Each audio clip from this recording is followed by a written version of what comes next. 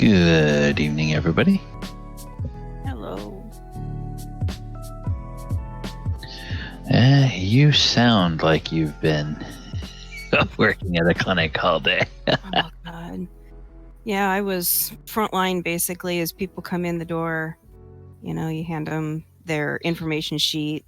It's got all the information about the vaccine, and then hand them what they call a V-Safe, which is just something you can register having the vaccination. And then you direct them over to registration.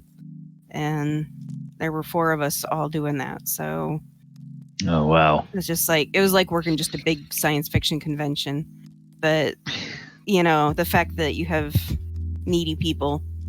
Yeah. Where's this? Where's that? Just listen to what I'm saying. And then follow the person in the yellow vest. They'll lead you to where do you need to go. Yeah. Yeah. We had 2 large clinics today to vaccinate teachers, over 5,000 teachers. And then we had another big clinic today over at one of the other normal clinic locations, and they usually see about 5,000 on a weekend. So I think all told, we probably got about 10 to 11,000 people vaccinated this weekend. So Wow. yeah. So like I said, if I'm not really responsive, it's probably because I either fell asleep at the computer or I'm in a daze at this point in time. Yep. I hear that. Anyway, so I'm here at least for now. In body, maybe not so much mentally.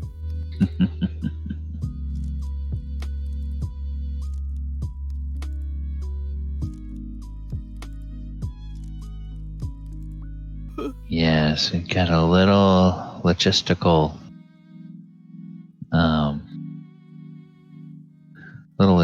planning to do to start, because you have a bunch of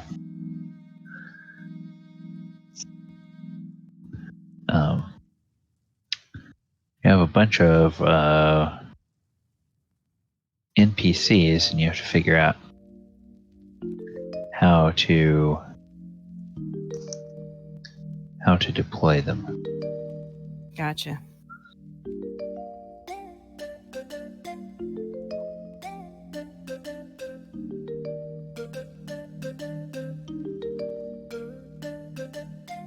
Deploy them off the end of a gangplank into the sea.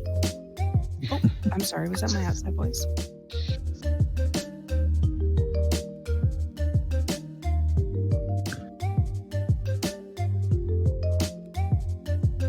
Goblins got all excited. We're giving them something called a pink slip.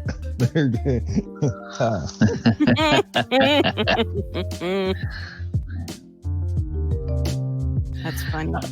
Oh man, at least we're gonna be warm. They tell us we're getting fired. Oh.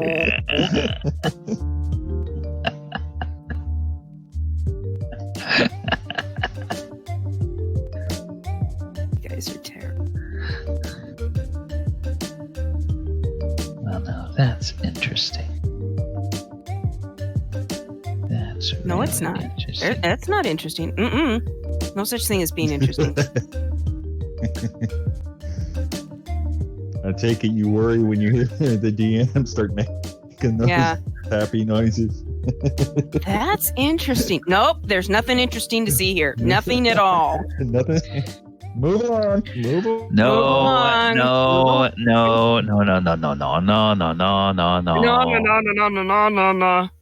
We're all gonna.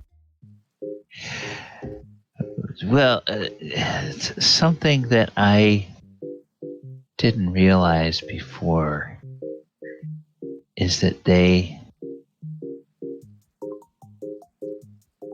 don't give in this thing at all. They don't give you a description unless it's under R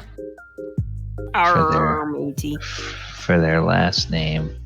They don't give you a stat block for Gundren Rockseeker,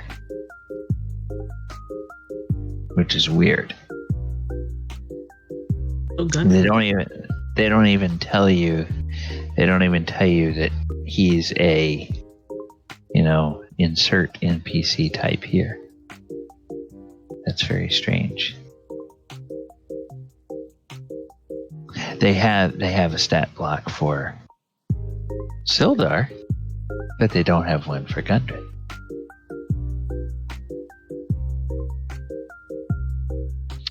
Let me go back to the... Where did we find him? We found him. Cragmaw Castle. Found him over here. And then King's Quarters.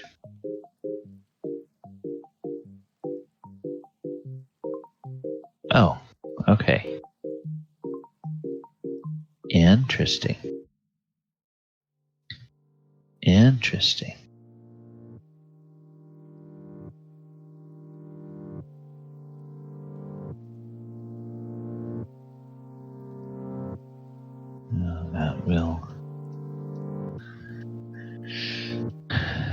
That will make... Alright. Oh, it's actually time that we can go ahead and get started. Okay, so... Hey, everybody. Welcome. Let me go... Kill the music. Stream, you guys have been listening to Stream Beats. And now you should not be listening to Stream Beats anymore. Okay. Yay! Okay, and we are here, and it is time to begin the beginning of the end of our story that we have been telling for now the 21st week, the Lost Mine of Original D&D, where we have been playing through the Lost Mine of Phandelver, using the original D&D rules. And the party has now reached Wave Echo Cave. And for the benefit of the stream, I'm going to put us over to the same map that the players are now looking at. And players, you will see I have a portion of the Wave Echo Cave map open. I also have the party tokens there. I also have all of the NPC tokens there. And we need to make some decisions about what you guys are, how you guys want to manipulate the NPCs and how you want to deploy them. Now, you may notice, and if you do, your eyes are not deceiving you, I did not put all of the goblins and all of the bugbears here. I brought only a portion of them. The rest, I presume, would either be cleaning up things at Cragmaw Castle or doing some work back at Tresendar Manor. Because if we had all of them here, then, well, we'd have to have a lot more enemies in the mine to contend with. So I just arbitrarily said, all right, I'm going to let you guys carry a few of these folks and figure out what to do with them. Also, if we tried to have all of them, it would just make combat so unwieldy. With so many tokens trying to move around, it would be insane. So, what you have, 2, 3, 4, 5, 6, 7, 8, 9.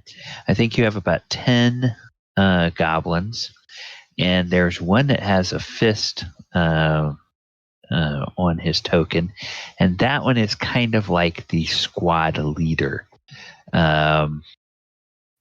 We could actually, I think what we could actually do Well, no, and the reason that he is a squad leader is because he actually has a few more hit points than the others. So, but otherwise, he has the same goblin stats. Now you have your normal dill, spoink, and relish there, plus a few more that you brought from Cragmaw Castle. Then you have Clark and Steric there with you. Core is back at whichever location, presumably overseeing the rest of the goblins. Your 5 PCs, you have Sildar, Albon, Mustard, and you have Gundren.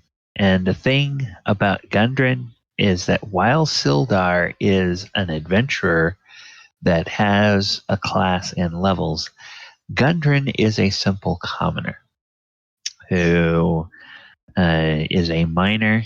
He's got really no fighting statistics and He's just a a few minor, hit not points. a minor. Sorry. uh, just a few hit points, not really any fighting statistics. And actually, he's only had one night of rest, so he would be only at half health. So he is in fact bloodied because he was just barely clinging to life when you guys found him, and he's only had one night of sleep. Snarl will have one more hit point, but Snarl is still just barely clinging to life. The goblins are fairly healthy. Your bugbears are pretty healthy. Clark has a couple of wounds that he's dealing with from some of the fighting that you all have had. But Steric is at full health, and then you guys are wherever you are. Okay, and Theolis you have gained another level? I leveled up some time ago. We just hadn't updated the token. Oh, okay. All right. So, and you still have an armor class of 3. Is that correct? I believe so. Let me double check the combat stat. Yeah, armor class is 3. Okay. Did anyone else, or did anyone level from last week's experience and have any questions about what you're doing for this level? Conrad leveled up, but I got all the information off the Discord, so I think I'm there. Okay. All right. I could not hear Jason. Yeah, Jason, you're very, very quiet. Is that better? No. I mean, a little bit, but you still sound like you're talking 2 miles away from me. I will try to update it here. Okay. Input volumes all the way. Okay. I'm going to go over on the stream at the very least, and I am going to boost you up a little bit. Okay. Whoa. That was me. Okay. Jason, go ahead and try saying something again. Week I was a little too loud, and I guess this week I'm a little too soft, so I don't know. Maybe next week I'll be just right. Yeah, okay. All right. I have you boosted up. Yeah, he's going to get talked over. Yeah. Each of you can individually boost Jason in the Discord to bring his volume up a little bit relative to everyone else. And you tried your volume setting on your computer as well as your Discord for your mic? I didn't do anything on the computer, no. Go into your settings and check your microphone on there, or your sound settings. Yeah, Windows has this bad habit of it will change sound settings for you when you don't realize it's changing it. Okay. Okay. I will mess with that and try and make it a little better. Okay. All right. Well, if you suddenly get a lot louder, then we'll do another volume test to make sure you're not blowing away the eardrums of everybody that's on the stream. Okay. All right. So, Conrad leveled, but you think you're good. Anybody else level? Mm-mm. Okay. And we're going to get...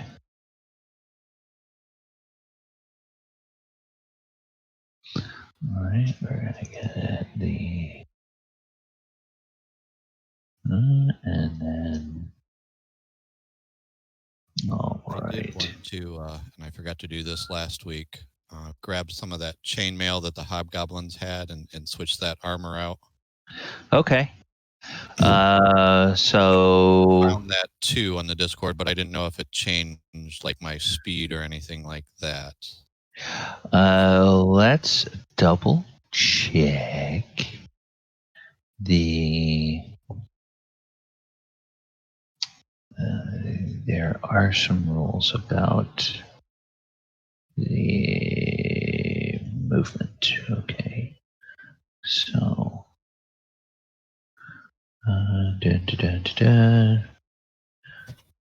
Okay. Now, in this edition, it doesn't matter so much what armor you wear. It's a matter of how much encumbrance you're carrying, which is your armor plus your gear plus your weapons, everything else.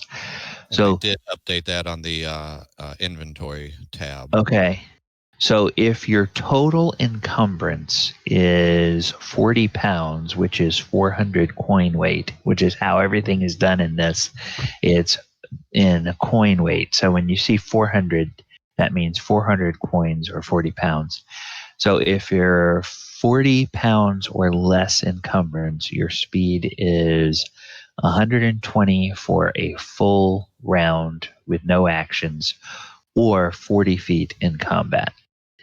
And then if your total encumbrance is under 80 pounds, so 800 coins or less, your total speed is 90 feet for a full movement, or 30 feet per round. And then if your total encumbrance is 120 feet or 120 pounds or less, your full turn movement is 60 feet and your movement per round is 20 feet. And then this is kind of where it breaks down a little bit, because they it doesn't seem to take into account how weak or how strong you are. If you are carrying more than 240 pounds, you can't move at all. Okay. So it's like, that in mind. It's like you just grind to a halt. You get that little feedback like you have in the MMOs. Oh, I'm too heavy. I can't move. Right. I've got too much in my pack. I can't move. Okay. And so that's... And another thing that I don't really pay too much attention to, because it's too hard to keep straight for everybody, but technically in this edition, movement scales are different indoors and outdoors. outdoors movement scales are in yards. Indoors movement scales are in feet. So for whatever reason, carrying exactly the same amount of gear, you walk outside the dungeon, you can go 90 yards in a turn. You step inside the dungeon, you can suddenly go only 90 feet in that same turn. Why? I don't know. But Pokemon logic. yeah. It's that fresh air invigorates you. Actually, Photosynthesis. I think the technical reason they say that is that 90 feet indoors represents how far you can go, making sure that you're looking to verify that there's that there's no traps and checking things and whatnot. Whereas outside, you typically aren't thinking that way, so you can just move.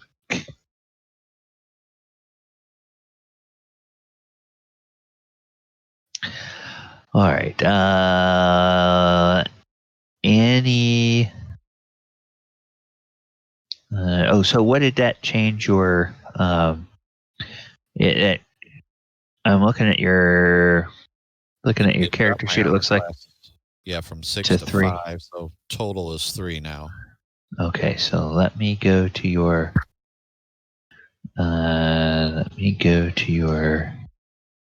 Character sheet, and then what's your total hit points again?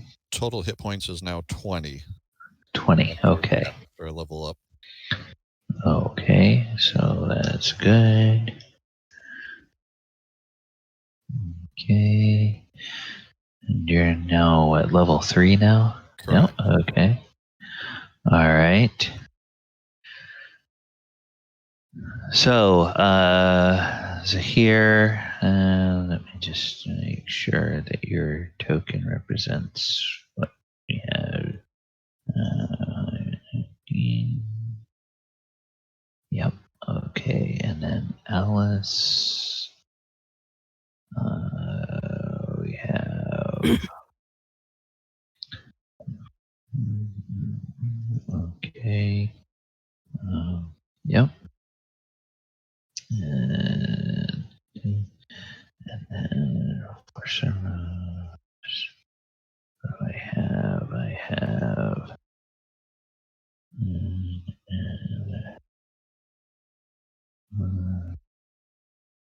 Yep. Okay, good.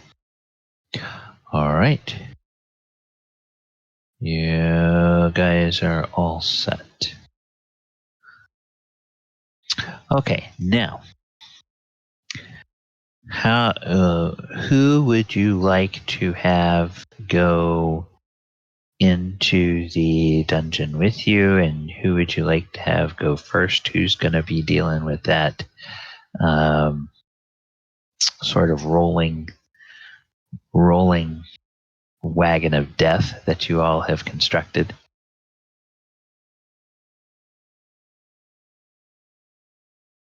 Never put much thought into it until now. Volunteer for tribute.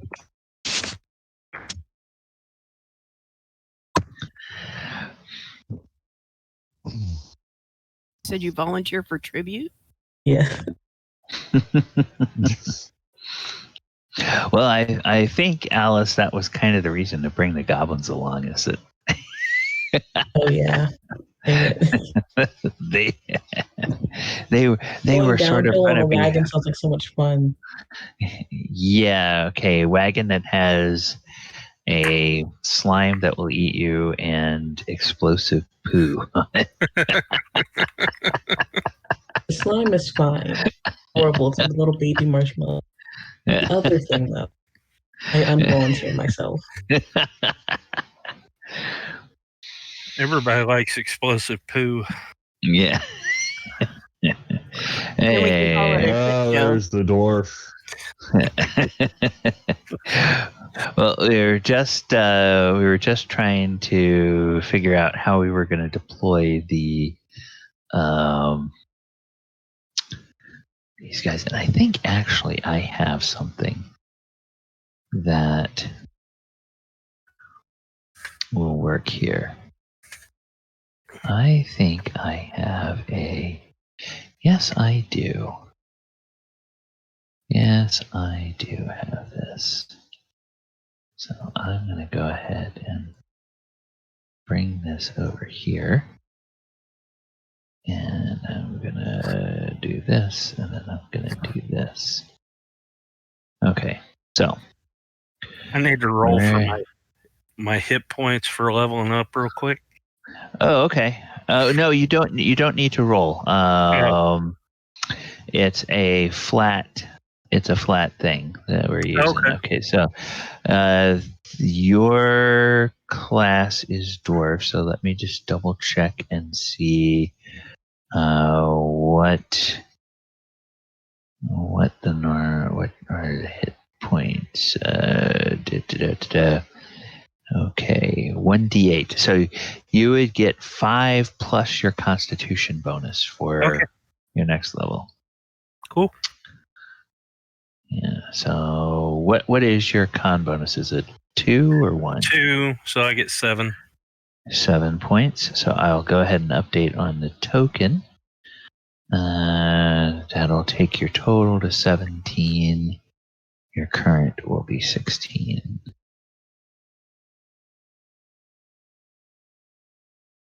Okay. All right. Good. Okay. And then, as you can see now on the map, I've put our little wagon token there. So there we are. Yeah, for those that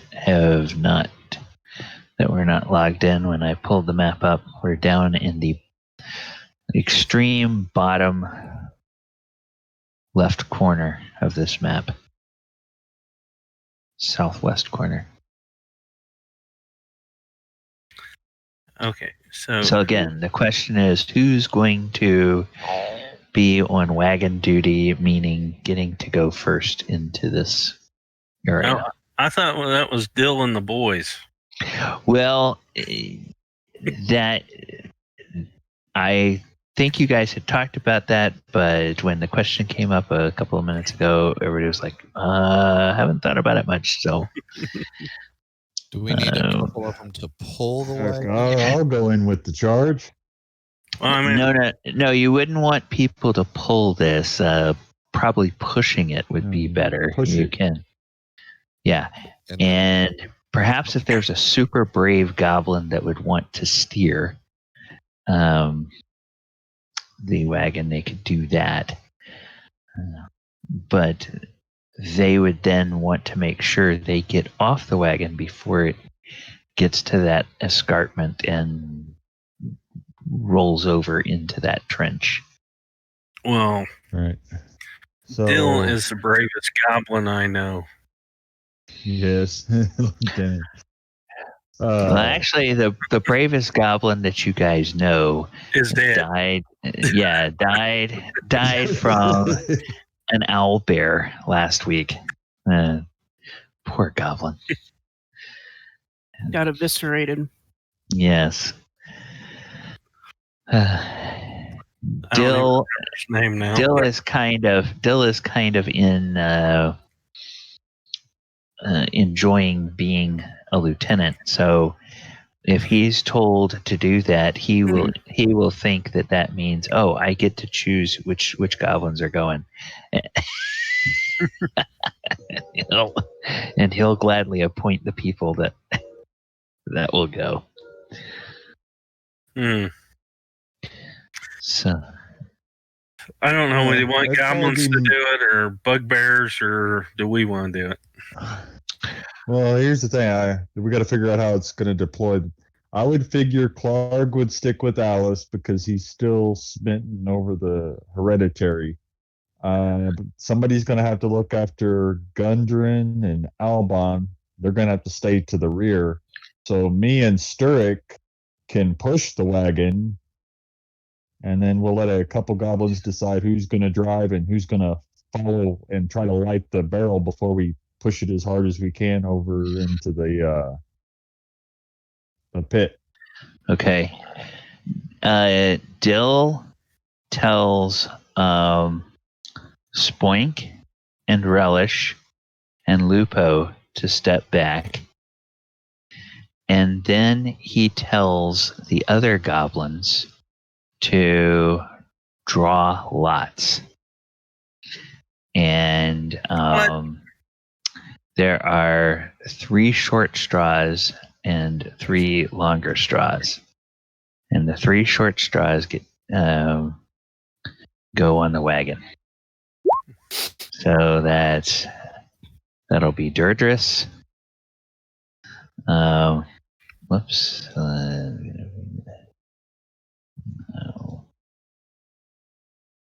Okay, it'll be Durdris. That'll be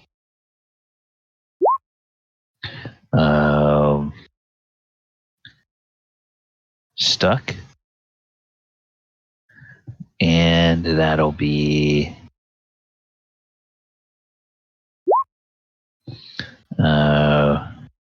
Ulgruk. We'll change their names later. Okay, so those guys are going to be on the wagon. With Durdris driving, Stuck looking for a safe place for them to jump off, and Ulgruk pulling Durdris off to make sure that everybody gets off the wagon before it goes over the escarpment. At least that's what Dill tells them their jobs are. And so, then he looks at Theolis and he says, "You always have to have redundant backup to make sure." That's a little deep.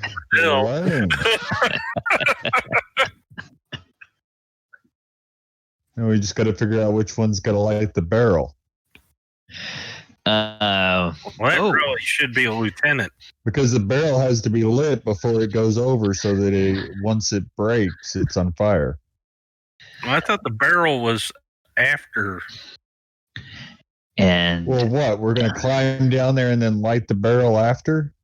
I thought the whole point of I thought the whole point of the barrel was to get the slime to make sure the slime's moving forward, not so it should be coming behind the slime, not. Oh, so the barrel's not on the wagon too? Well, okay. I thought the slime was on the wagon with the slime. The slime is definitely on the wagon. The barrel, yeah. Dill will say. Okay, so the barrel is wave 2. Yeah. Okay. Yeah. Dill will say, "All right, you other 4, you're on barrel duty. You roll the barrel down behind the wagon." And so Dunval and Zrudgud. Okay, I'm gonna move these guys a little bit further down here, just to give us some more room. So these 4 guys are gonna be barrel duty, and then Clark will say, "Oh, yes, that's good thinking, Dill. All right, General Theolis, General Sermos, how should we deploy our troops on this? What order do we want to be in?" I think we put Dill and the goblins behind the barrel goblins. Okay. I'll go in with the back end of the goblins. That way it puts me in as meat shield between the goblins and the party. Okay. Well, then I was thinking the bugbears and the wolves. Yeah. Well, Snarl needs to kind of hang back Yeah, 'cause I just he's- feel bad hurting a wolf. He's only got 1 hit point, and he'd probably Gundren might not like having him around, but Gundren and Albon, they don't even need to venture into the cave until it's cleared, basically. Okay, well, we put Mustard with Sturrock and Ripper Right. and Clark, and then the rest of us come in behind that. Okay. Sildar can stay with the Albion and Gundren. Sildar says, "Oh, I want to give this this black spider a piece of my mind." And Gundren says, "Well, yes, and Sildar, you must go and you must find out what has happened to my brothers. See if you can find Andro." Well, then we want Ripper and Snarl to protect Albion and Gundren. Clark says, "Oh, I think Ripper would feel bad if he missed the battle, but yes, Snarl has been hurt." So he runs over and he ruffles Snarl's fur and he says, "Snarl, look after these 3." And Snarl's like, so Sildar's coming. Yeah, so Sildar will come, or yeah, those 2, I should say. Yeah. So Snarl with that, and Albon will start as you guys get ready to go in. Albon will find a place that's sort of screened by scrub outside of the cave. Says, we'll stay here and watch for any enemies. And you can hear him start to tell Gundren about how valuable they've found having Ripper along, so that Gundren is starting to get a little less nervous about being around the wolf. Alice, Zhire, are you going to join us? Huh? What? Oh. Yeah. They're going to come in. I'm just going to whisper over to Zhire. Did my sister charm a bugbear? Well, Alice... You're asking Zhire that? Yes. Zhire kind of shrugs a little bit and goes, "I'm kind of a latecomer to the party. I'm not quite sure all of that she did, but I think so. But don't quote me on that one." And she takes off. Yeah. Yeah, so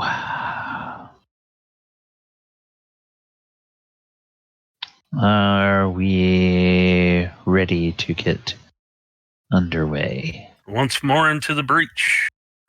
Let's go. Okay. All right. Well, as you guys get in here, you notice that, and Zahir would have noticed this last week, but it bears repeating for everybody. The mine is generally cold, damp, and actually you notice there's, oddly enough, it feels like there's kind of a mysterious breeze that blows through some of the passages, and it feels like air is being drawn in from this main entrance. So the airflow seems to be flowing into the mine in the same direction that you all are traveling. So there's like fresh air coming in. Our scent leads in front of us. Then the most of the ceilings and the tunnels are between 10 and 15 feet high. The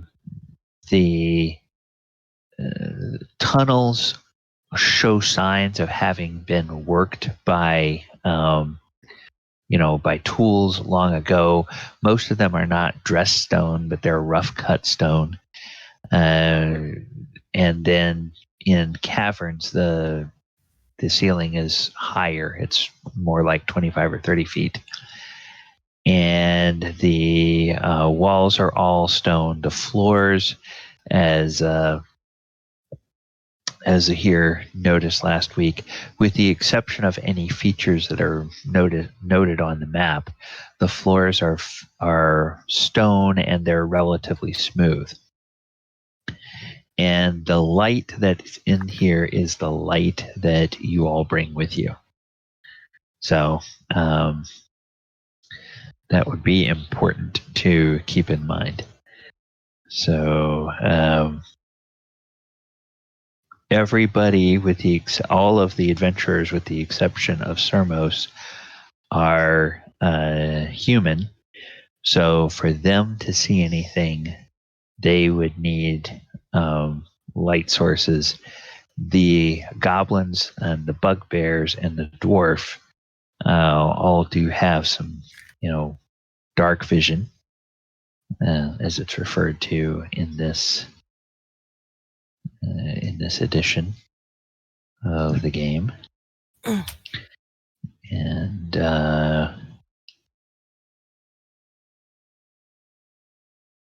so let's see, they or infravision, I should say. So Sermos, you can see 60 feet in the dark. Warm things appear red and cold things appear blue. So it's not the dark vision where everything is shades of gray. Everything has either a reddish cast or a bluish cast, and the brighter the cast, either the hotter or the colder it is. Sounds better than the dark vision from 3rd edition to me. Yeah, Yeah, so you really do see heat signatures with this infravision.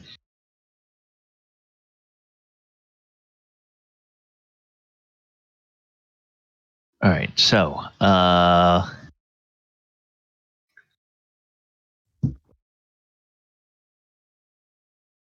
how would you guys, or tell me when you guys are ready to proceed?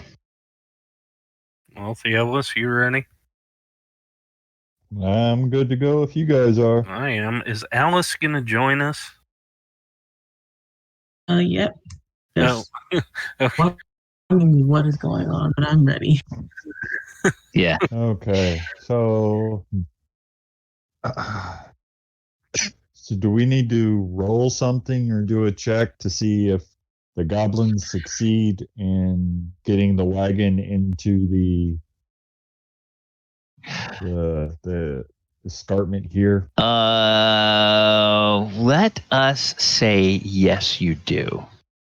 And let us say that we're gonna have handout.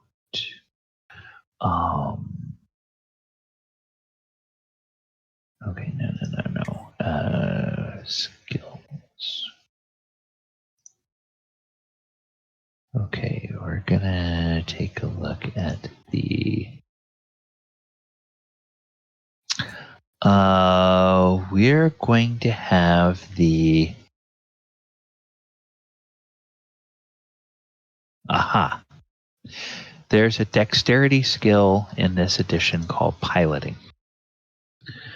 So we're going to have the goblins make a piloting check. And I think, Dudris, I think Dudris should be in people's journals.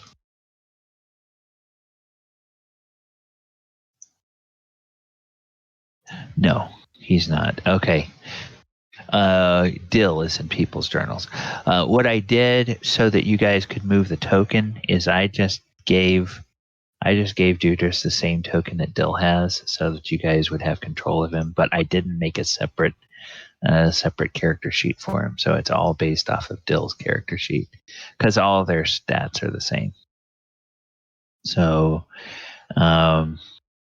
if somebody wants to, or I can do it, we can have a dex check for Dill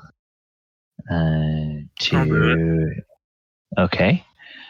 So go ahead and roll a check for him. Oh. Okay. That's terrible.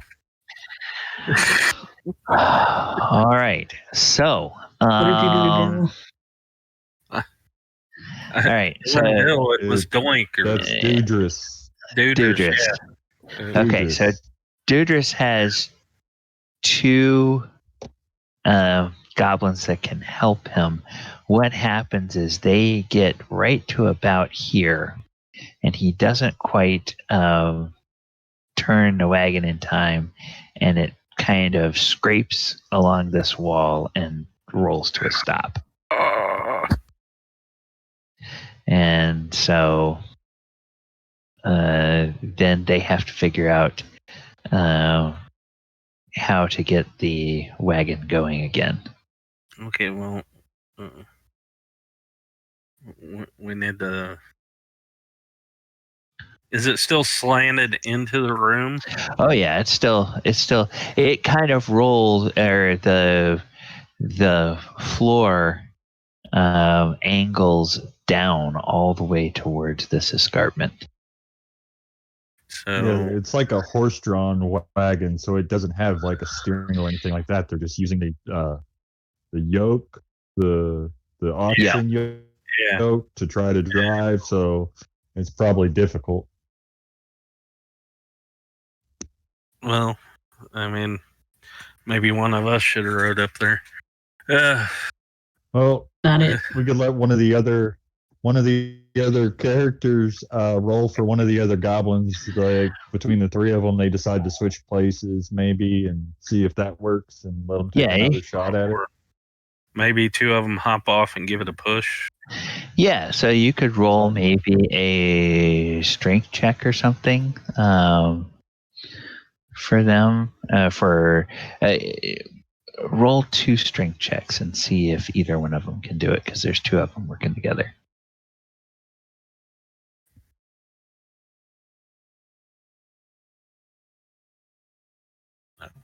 Oh, their strength's awful. Okay. And actually, since they're working together, I'm going to give them a little bit of a bonus. So make another strength check. I think they're gonna need it. Oh wait, Okay. look at that. Actually, because there's 2 of them working together, 12 is the number they had to beat. So both of them get the wagon moving again, and they are able to get the wagon going, and it rolls into the room here. And as it does, there's a there is well, I'll describe for you what they see, since you guys are controlling the NPCs. The entrance tunnel opens into a large cavern supported by a thick natural pillar of rock and containing 3 stalagmites. In the western part of the cave, behind a column of rock, are 3 bedrolls and a heap of ordinary supplies. Sacks of flour, bags of salt, casks of salted meat, lanterns, flasks of lamp oil, pickaxes, shovels, and other gears. Amid the supplies, you see the body of a dwarf miner. The bloating of the body indicates it's been dead for several days. Northeastern section of the cavern has collapsed, forming a 10-foot wide pit. You can't quite see how deep it is. There is a hemp rope tied to one of the nearby stalagmites dangling down, but you don't know what is at the bottom of the pit. And so I guess this is the stalagmite here. that would have the rope tied around it. And so the wagon, let's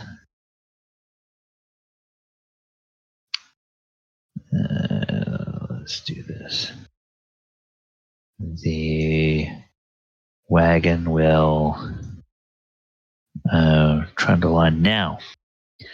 I need some dexterity checks from the goblins to make sure that they all get off the wagon before it goes over the escarpment. Oh no. All right.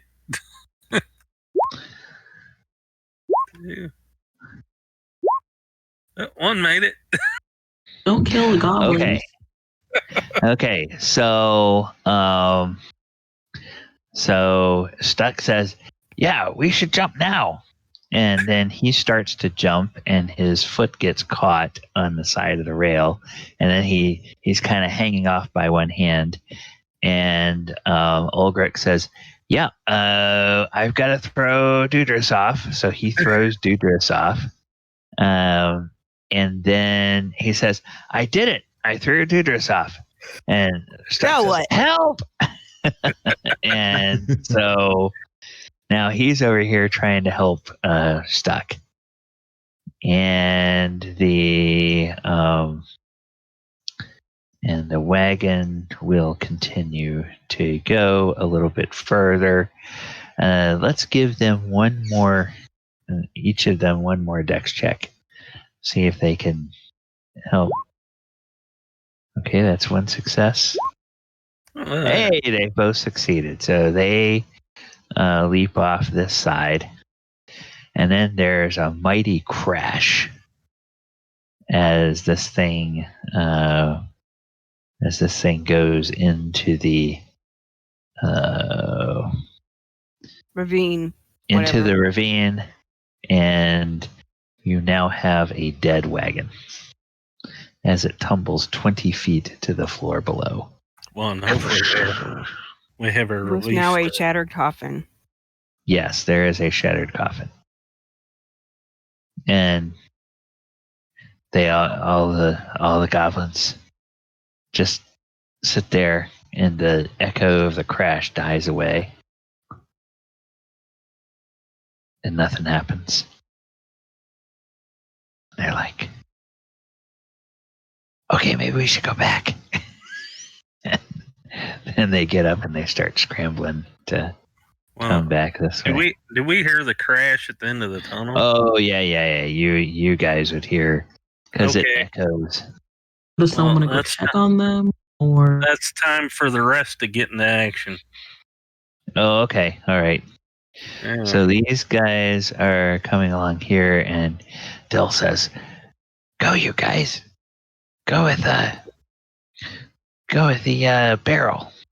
And so like, "Oh yeah." So they start going with the barrel, and then Zrugdug up here in the front, he's like, "Hey, you guys, get out of the way! Barrel's coming!"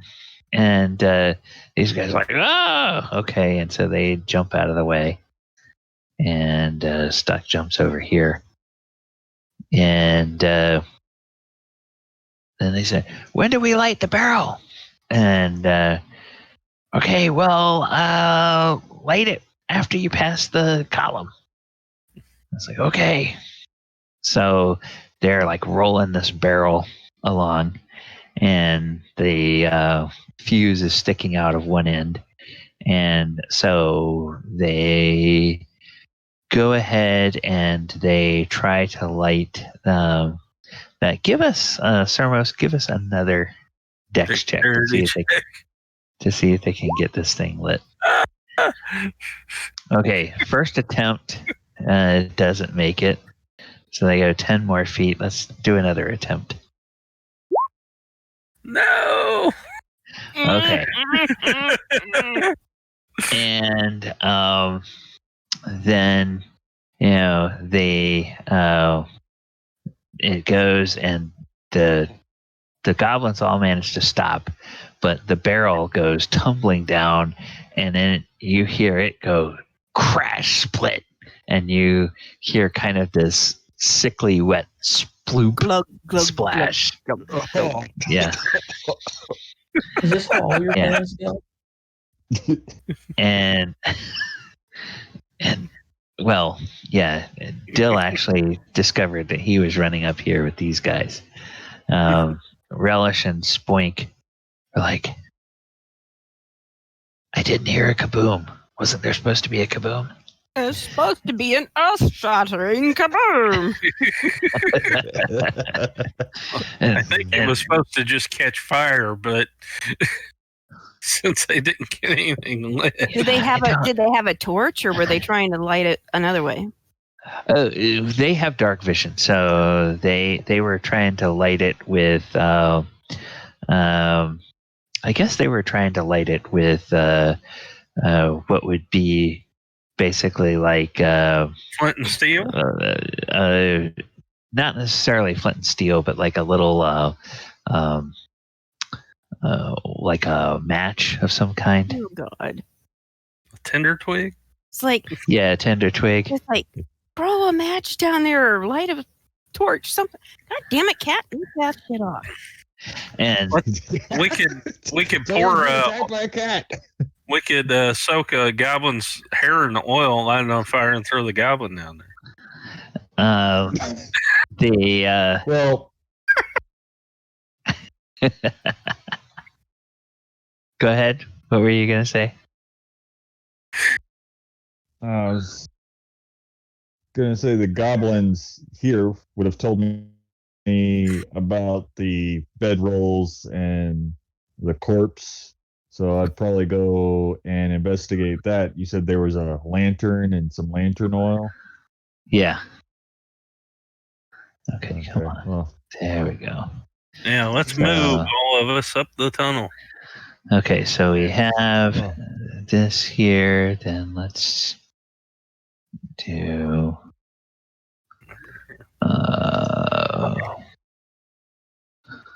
Let's see. Wait a minute. Was my slime in that cart?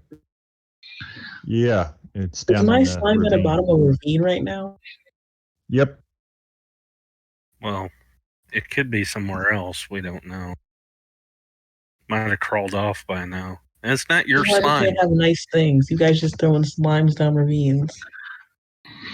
It's not your slime. I inherited a Her slime. sister. No, you didn't.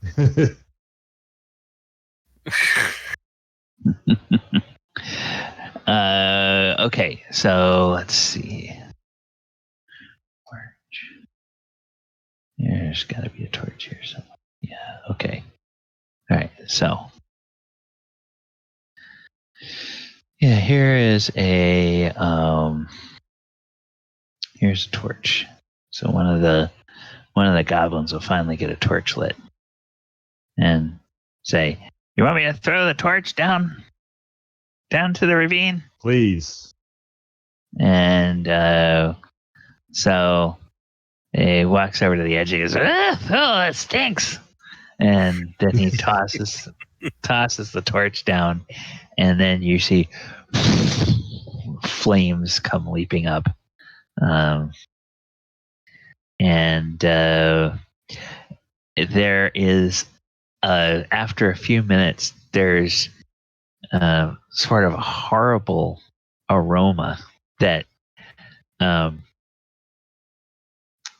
catches your nostrils, but noticing how the draft is blowing through here, you realize most of the smell is going to permeate deeper into the dungeon, and there's an overpowering stench of goblin poo. However, very quickly, there's another smell, or there's several other smells. There's a smell of burning wood. So you realize the wagon and the barrel are going. There's the smell of smoke or the smell of oil burning, and then there is the smell of some kind of acidic thing or something being burned. Yeah. No. No. The slime's dying. Oh, no. And Wonder. then and then after a bit, that is that acidic scent is completely gone as the slime is burned up. It's like Amy died Let me twice. describe this in detail. Thank you. By the fire. So that's a that's the torch. Okay, so then that would be the all right. So and now So, this whole no area here screams is on of fire. shock or surprise. No. Okay, so All right. So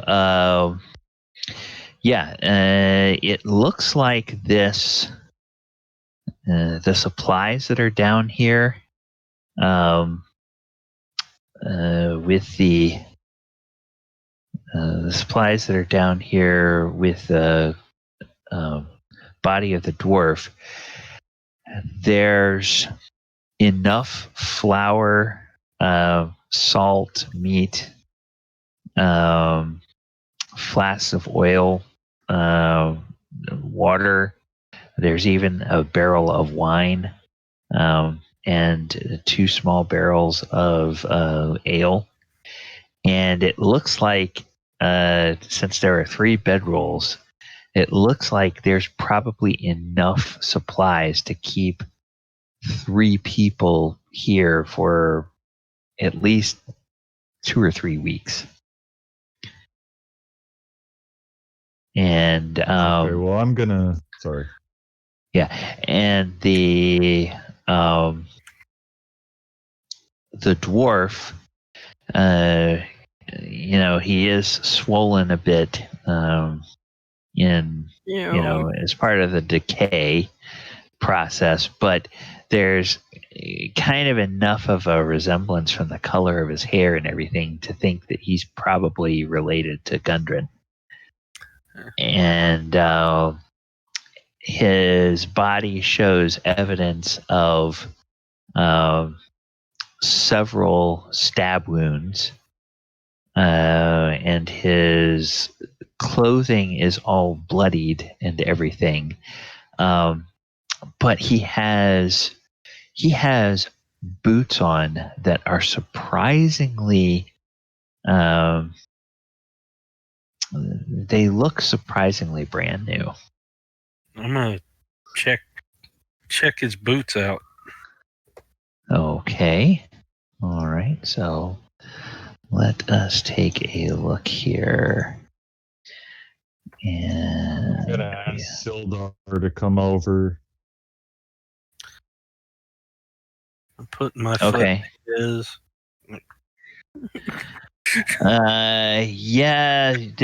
The boots would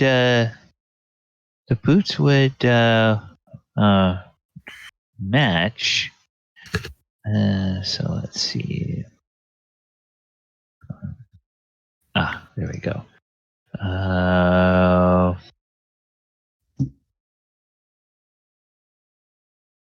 Well, I'm gonna swap out the boots. Okay. All right. As you put them on, you definitely sense that there's some magic in these boots. Ooh. And you feel a little bit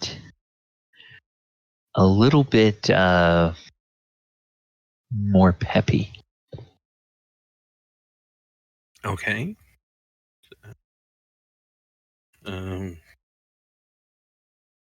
Okay, I'll just try to run across the cavern and see if I move any faster than normal. Okay, you run across the cavern and your speed doesn't change, Okay. but you still feel something. There's some effect that you have from these boots. You're not quite sure what that effect is. You make me a wisdom check.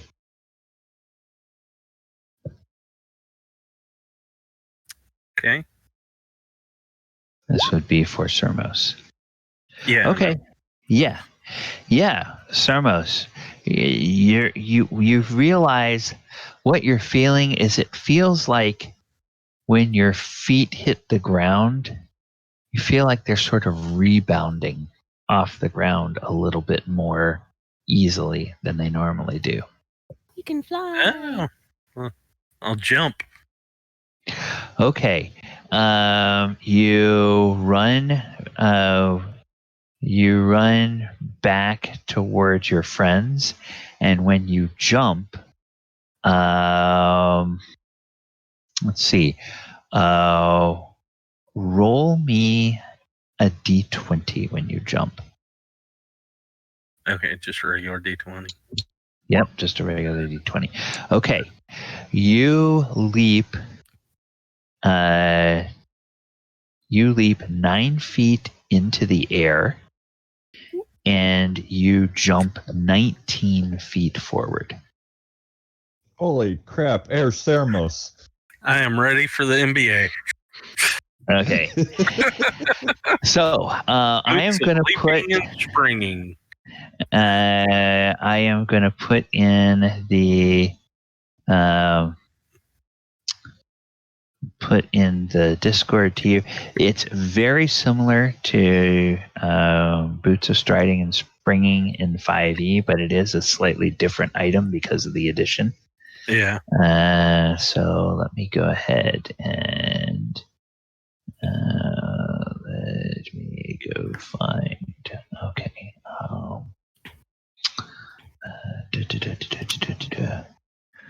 Okay, I'll go back here. And I will message. So, okay, they're called Boots of Traveling and Leaping. So you need no rest during normal movement, and you can make mighty jumps, maximum height of 10 feet and maximum length of 30 feet. So the way that mechanically that works, when you leap, roll a d20.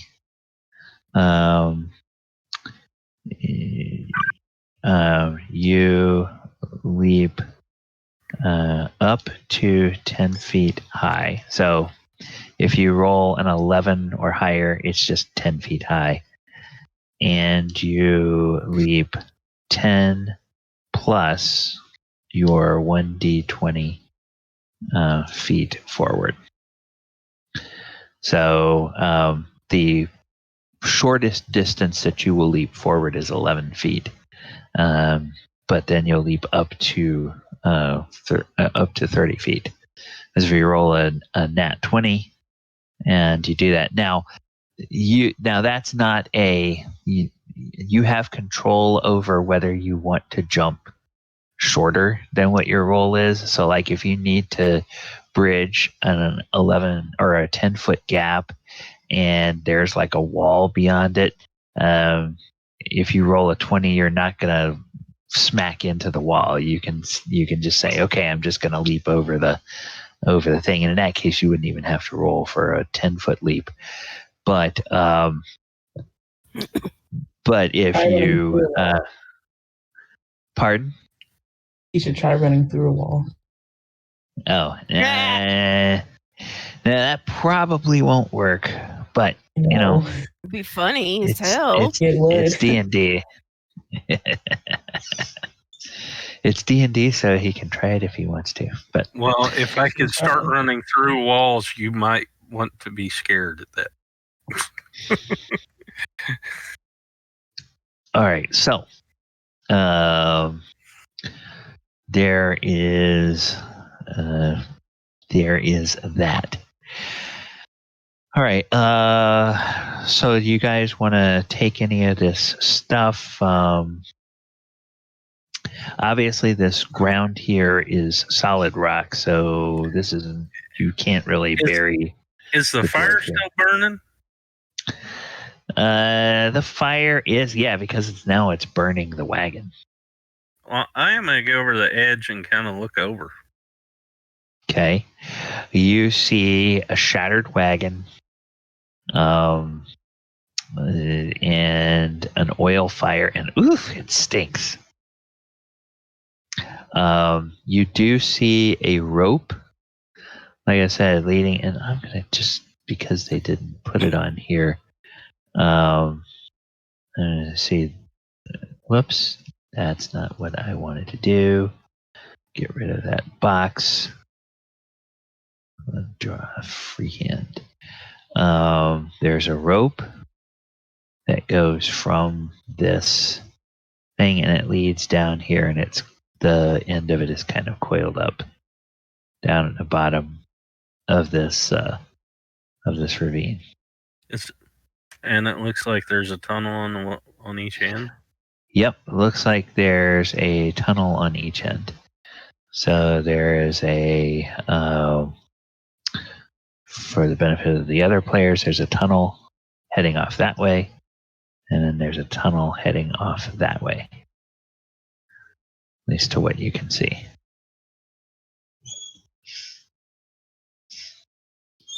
Was there a lantern in the supplies and other stuff here? Yes, there are lanterns, multiple flasks of oil, pickaxes, shovels, and other gear. So, there's probably a couple of extra ropes and. Right. Now, can you light a lantern and fasten it to your belt, or can it just be carried on the belt, but you have to hold it in your hand when it's lit?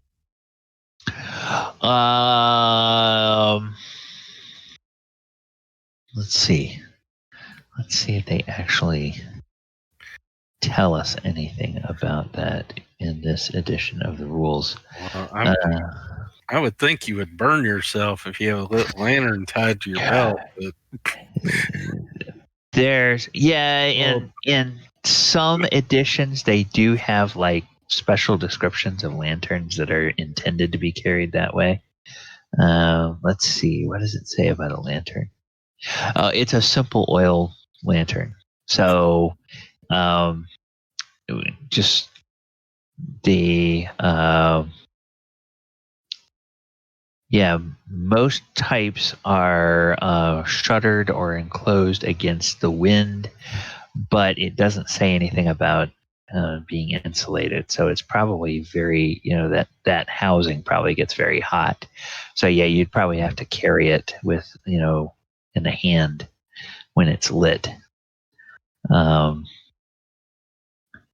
as opposed to fastening it to your belt. Now, you could always fashion one, but it would probably take a while to do. Well, why don't the goblins and I go down into the chasm first, since we can see without the lantern, but there's plenty of fire. There's plenty of light right there right now. Yeah, I got torches, but I'm gonna take a lantern just in case and unlit and have it. Okay. Well, a lantern is a good idea. It's better, lasts longer than a torch. Okay, hang on. Conrad was trying to say something. Conrad, what do you? I was going to have Conrad come over there, and he was going to do last rites for the dwarf, and then have him take a lantern and some oil as well. Okay. All right. So, for now, the options of what to do with the dwarf's body are either leave it here for now, deal with it when you guys come back out, or have some people carry it out outside to the folks that you left out at the front of the mine, because this floor is stone here. You could easily do last rites, but you can't bury him here. Sure. I was going to have Sildar try to identify which brother it was. He said I could recognize that there was a hereditary resemblance. Oh, yeah, okay. Sildar actually had met all three brothers. Yeah, so he'll come over and he will hang his head and he'll say, "Oh, no. This is Thardrin. Well,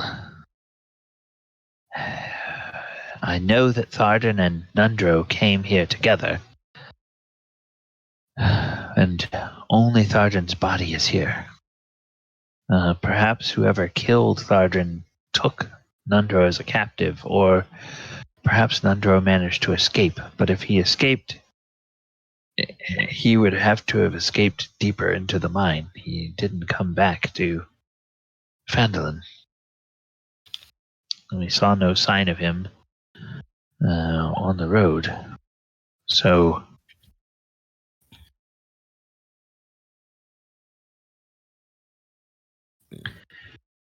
okay, thank you, Sildar. yes, Gundren will be sick over the death of his brother. The three were very, very close. Well, let's hope that we can find Nundro alive.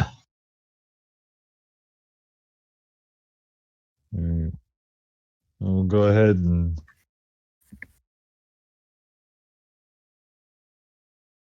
we'll let Conrad do last rites, but we'll not say anything to Gundren yet until we have news of the other brother, so that if we have the opportunity to bring him good news, it'll balance out the bad news of realizing he lost a family member. Okay. And Clark will come over and he will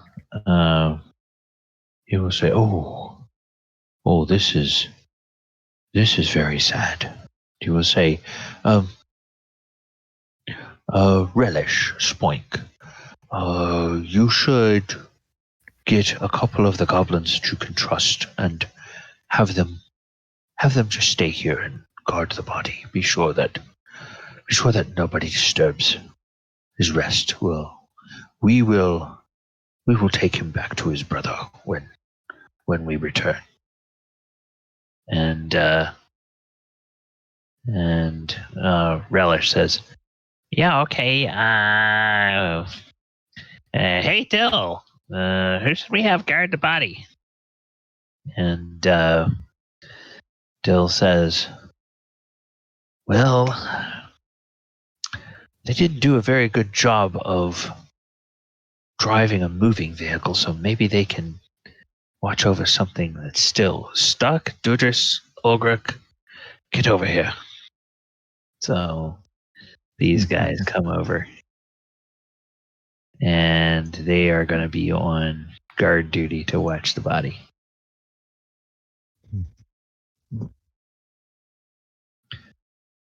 And there's some supplies there, so they can try to cook or something with the flour. They ought to enjoy that little activity.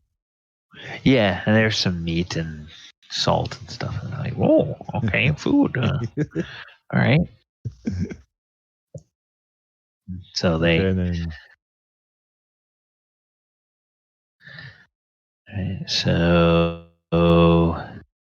Okay, so Sterek will then, I guess, go over here. Zhire, Alice, what do you guys want to do? Zhire is just kind of hanging out, watching, and then will occasionally look over the edge and wrinkle her nose and then just kind of come back. But she's kind of watching this hallway. We'll say in about 10 minutes, the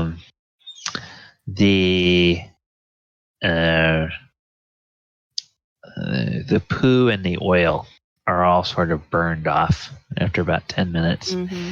And what's left of the fire that's burning is basically the hulk of the wagon, which it's, burning down now.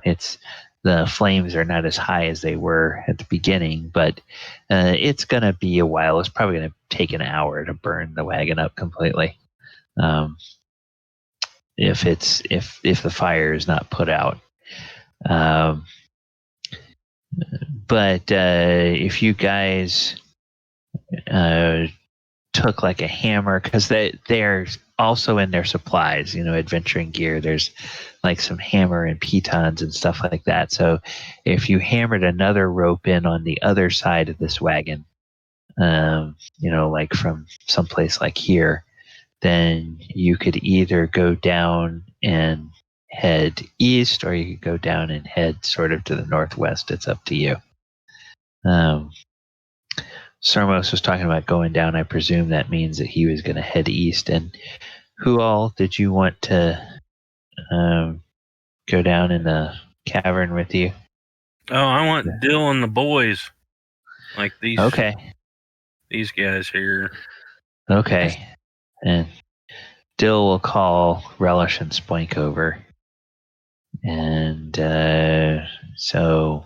Whoever is not on guard duty, I don't know which one's which. Yeah, it's just these guys over here are on guard duty. The rest of them are kind of... So, yeah, those guys will be fine. We'll go this way. Okay. I'm not going to go down there, obviously. All right. So as you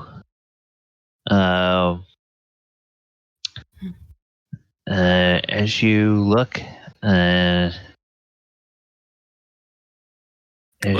this way, it's a tunnel that's approximately 10 feet wide, rough stone, about 10-foot ceiling.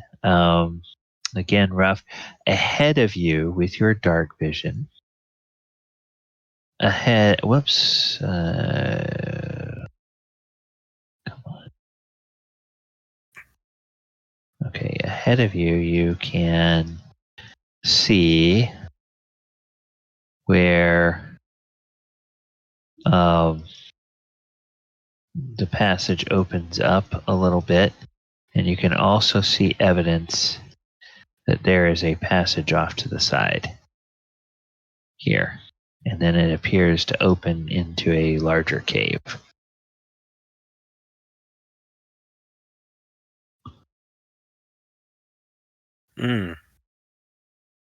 So, I kind of go, hey. Dill's still up on the ledge waiting to come down. I go, Dill, get Theolis. And he'll say, yeah, okay. And then he runs over and he says, hey, Theolis, Sermos is looking for you. Yeah, short stuff. Oh God, we're getting insulting now. Anyway, hey, this tunnel goes out, and I can see where there's an off tunnel to the left, but it opens up into a bigger cavern on. Do you all want to come down and go with us to investigate all this? Yeah, I don't think splitting up is a good idea. We probably want to keep the party together for now. That was my thoughts, but I thought I would ask you what you want to do. It'd be fun to get lost, but I don't want to do that. Okay. Yeah, if you can go get lost if you want, Alice, on your own, then see how that works out for you. I wonder how high you can jump with those boots. I wonder if you can make it out of that cavern all the way down there. I could if I rolled well enough. I could probably jump over the fire. Would you Alright, like to try that? No. It's going to be involuntary if they do want to try. No, I want to go in here. And I want to take the boys Gonna try to with push me them and in. Alright, yeah. Okay. wait for the rest to come down to join us. Okay. All right. As you get, okay, you have your, My goblin army. yeah. It's funny. It's funny how Amy was trying to build the goblin army, and now it's the dwarf that has the goblin army. That's leading. All I'm saying is that Amy's Amy's death was actually a murder, and Casca one of the army themselves. Who murdered Amy?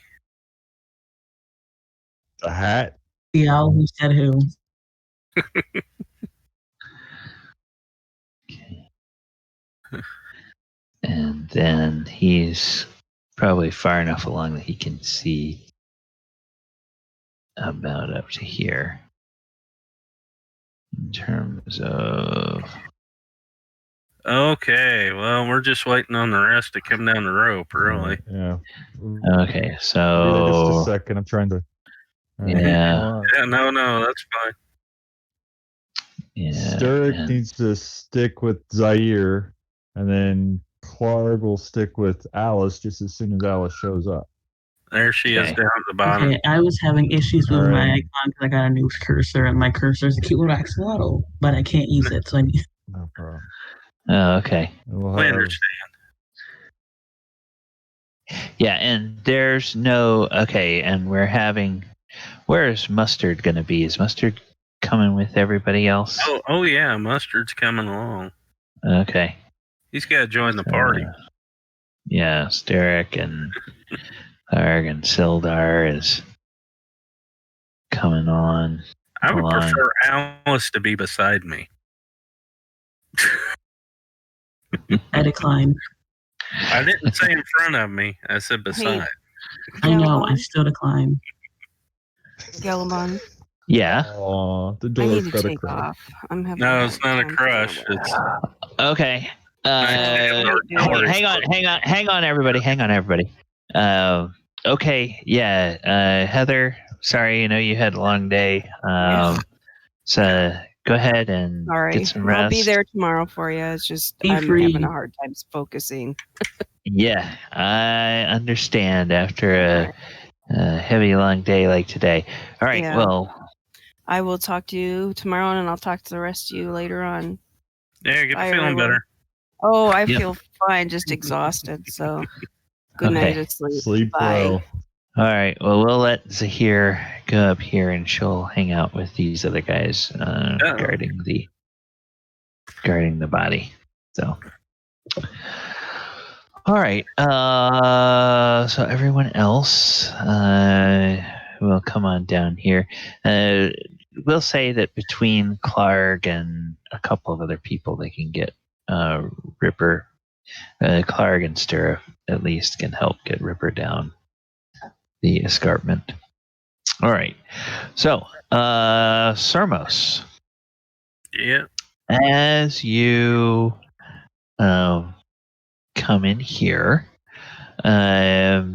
many tunnels intersect at this natural 30-foot high cavern.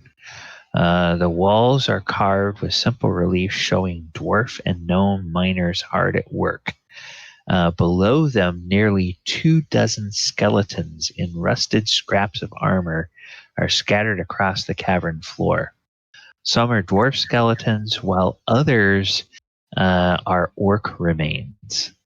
Half a dozen large brass lanterns stand in niches or on ledges around the cavern, but none of them are lit.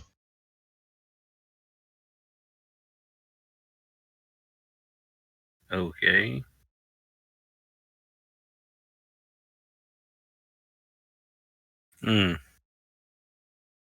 Skeletons, huh? Yes. And they're like just all over the cavern floor. Yeah, I mean, with dwarf skeletons and orc skeletons, a lot of them having weapons drawn, it looks like they probably died fighting each other, or a lot of them did. Roll me a what is the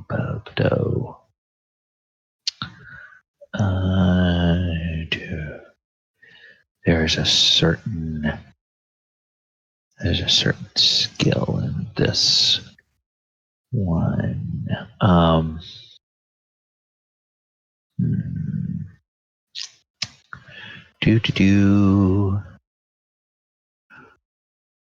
Roll me a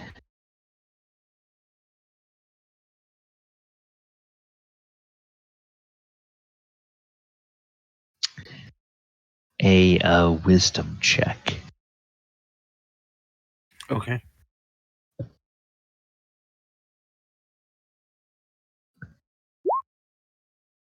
Oh. Yes. You notice several things. You notice that while most of these skeletons appear to be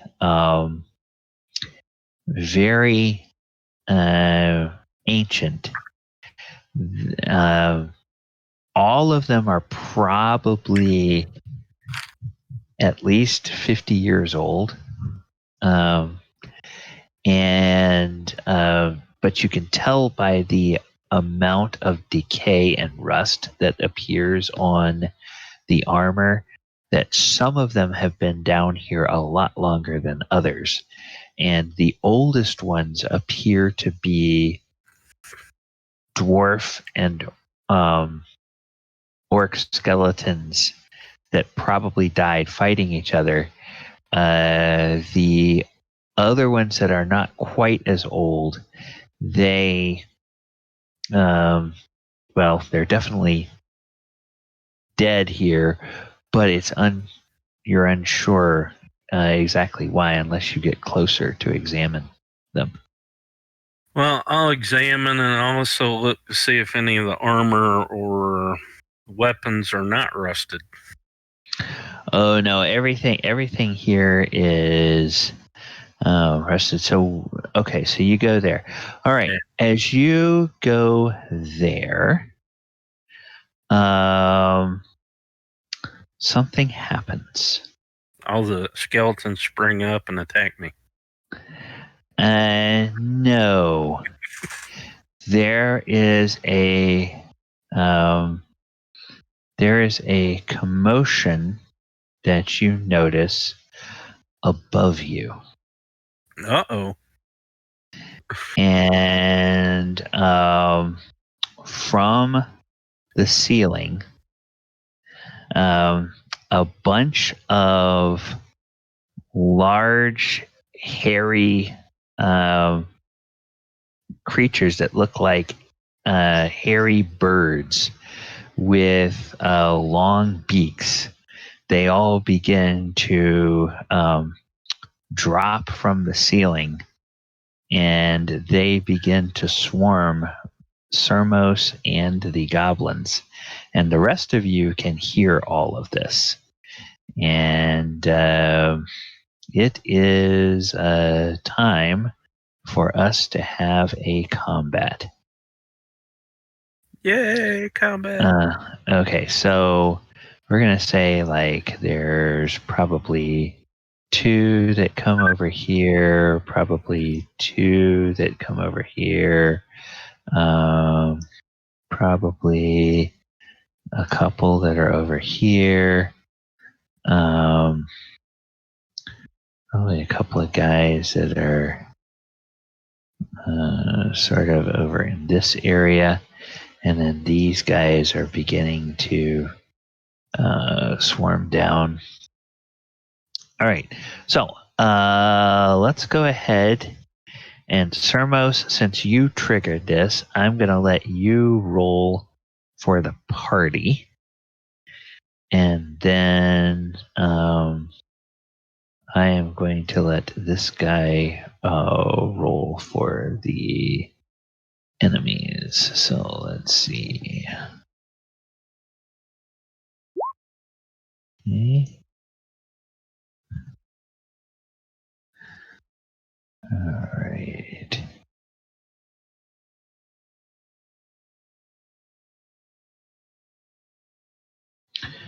And his. Oh. Not good. So the enemies get to go first. Scourges 1. Okay. All right. Well then, let's pull up our. Let's pull up our order of combat, and we will. I'm going to go ahead and recenter the map, and I'd better show that. Yep. So the order of combat is up. The Sturges do not need to make any initiative checks at this point. They don't need to make any morale checks, I should say. They have enough movement where they can all move to get in position. Every one of them can be in position to attack at least one enemy. And with the dwarf and the goblins in the front, they are the ones that are all getting attacked. So they don't have any ranged weapons. They don't have any spells. They just have a simple melee attack. So they will each make an attack. Now there's 2 of them attacking Sermos. So they will try to swoop down and attack him. So they will do a swoop attack. Okay, will an AC 5 hit you? AC 5 is what I have. AC 5. So yes. Okay, all right. And then there should be a total of 2. If it's slow, another one may show up, but it should only be the first 2 attacks against you. So I'm only seeing 1 show up so far. So 1 attack will hit you, and the damage on these is a D3. So /R1D3. Okay, so the first attack deals 2 damage. Okay, I'm going to have to roll this again because it's... Come on.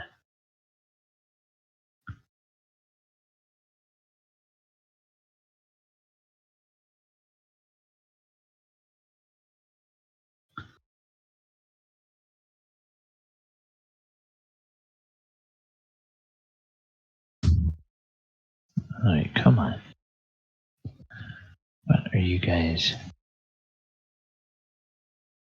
Are you guys seeing those attacks? No, you're not. Mm-mm. Okay, I don't know what is ailing it, but...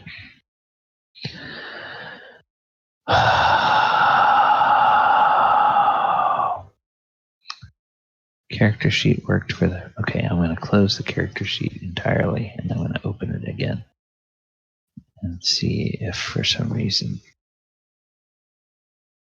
something blinked. Okay, now...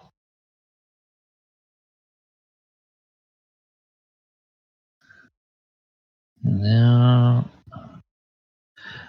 I'm just going to reset my...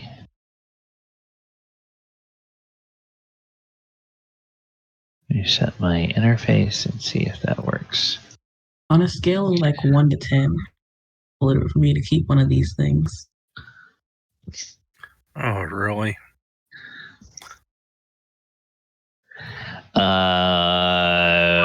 Well, they. Why don't we see what they do in combat, and once Alice has a chance to really see these guys in action, she can decide whether or not I feel like that you're trying to say no. I think Alice has to kiss it in order for it to want to stay with it. The way you described them, they sound like kiwis, and I won't. No, they're more like giant hairy mosquitoes. Yeah. Well, bother. Let's do this.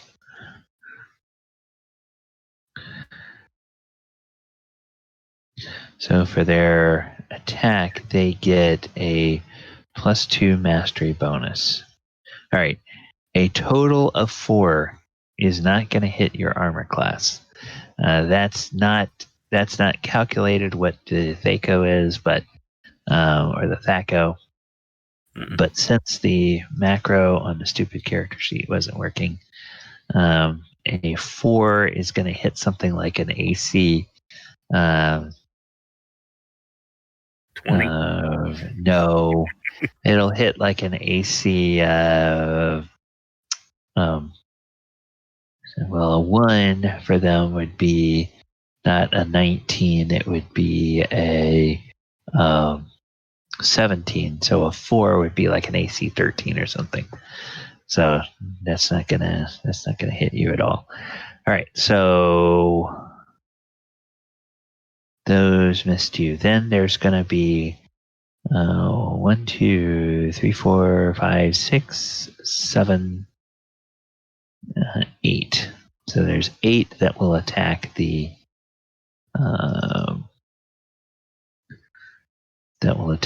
goblins.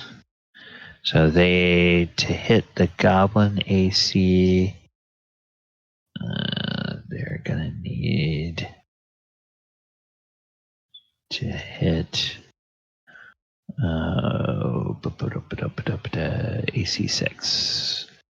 So for them, swoop attack, they need at least a 13 to hit the no. A 12. They need a 12 to hit that. All right, so we'll go ahead and we'll.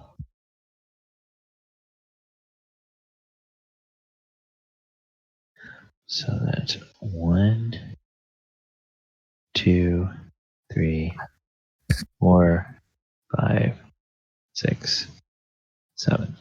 All right. So there's 1, 2, 3 attacks. We'll do. There's 1, 2, 3. Okay. So one guy gets hit twice. We'll just say that he's one of these closest to you, and the other guy here gets hit once. All right. So that's their attacks. Now, party, you guys are up. So you all can move to get wherever you want to get. Most of you will probably have 30 feet of movement because of encumbrance. Some of you who aren't wearing any armor may get 40 feet.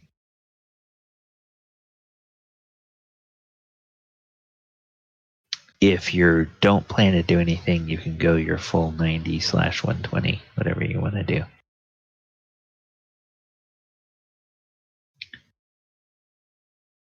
So I'm just going to then Alice Um, is gonna move over here. okay, Alice will move over there. Theolis, you gonna move at all, or are you gonna try to plink something from where you are? Gotta get me a I don't kiwi. think I'll. I'm sorry. Gotta get me one of those sturges look like kiwis.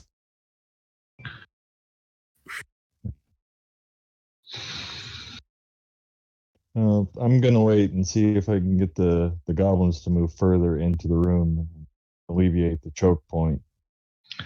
Okay. Like, All right. Yeah, you guys can maneuver the goblins around however you want to. They might run towards Sermos. They might run past Sermos. Sermos can move over a little. Okay. Now, don't forget the guys that were still back here in the other cavern. So, Mustard and Ripper and Sildar and Clark. What do these guys want to do? And Sturrock. They can maneuver past through the allies, can't they? Yeah. Yeah, they can. So they can squeeze through there? Yeah. Okay. Yeah, just bring them on in. Okay. All right. Okay, so then is anybody going to do any ranged weapons? Well, I have a question. Can they be hit with melee weapons? Oh yeah, they can Okay. be hit. They're right in your face trying to attack you. Okay, well, I noticed the goblins had short bows. That's why I asked. Okay. Yeah, and now goblins can shoot at ones that are not right on them, so they could shoot at a different one that's further away. Like, for instance, Spoink could shoot at this guy, or he could shoot at this guy that's over here, as an example. Then the other thing is Sermos. The one that's on you, you actually. How do I represent this? I'm going to represent it by this. Okay. You have one on you. This guy has one that's on him. And this guy over here, he actually has two that are on him. So now what that means, Sermos, is when that one attacked you, its beak went into your flesh, and it is actually grabbing onto you with its little talons, and it's kind of landed on you now, and its beak is still stuck in you. Yeah. Yay. So you can smash it, and it's D&D, so I'm going to say you can smash it without any danger of hitting yourself. If you choose to attack the one that's attacking you. Oh, yeah, I'm going to attack the one that's attacking me. Okay, all right.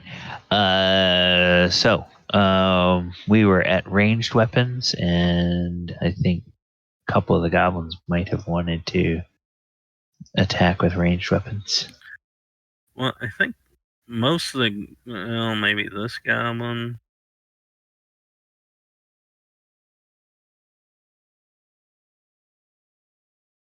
Dell and Dunval. I think Relish could do a range weapon if this is Yep.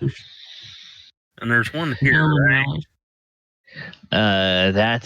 That's a Sturge there, yes. Okay, well, it's hard to see because Conrad's name's over it, so it's just... Yeah. Sure. So, yeah.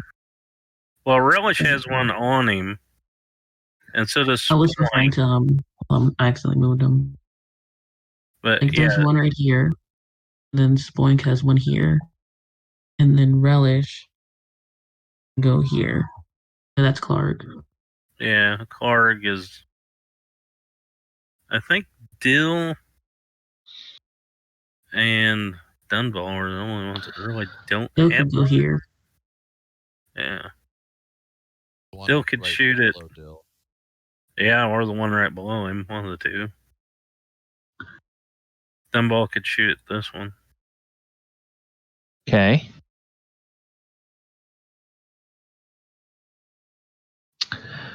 All right. So go ahead and make any attack rolls. Okay, well, I'll roll for Dunball. I'll roll for Spoink. AC 17 will not quite hit. AC 14 is not going to hit either. Relish are our last chance. And Dill? Who wants to roll for him, or do you want me? Oh, there we go. All right. So Dill will hit. Which one was Dill trying to hit? Oh, this is Relish. Oh, okay. Relish. Which one was Relish trying to hit? I assume the one right next to him. Okay. So Right this above guy. him? Yeah. He hits this guy very solidly, and that Sturge falls dead. Yay! Okay.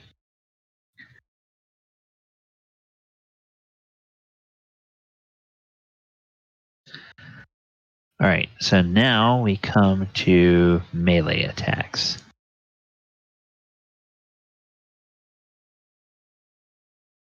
And or wait a minute. I guess Alice, did you have any spells you wanted to use at this point or not?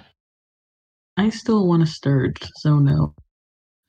Okay. Not yet. I'm gonna try to get a Sturge first. So you didn't want to say try to put one to sleep? Oh, the way sleep works, it I know it's the affects area the whole effect. area. So it would affect you guys and the goblins and the Sturges. Well, how big an Hold on, area? I wouldn't mind having It's Casca. it's a 30-foot by 30-foot area. It's an enormous area. You could just no, never mind.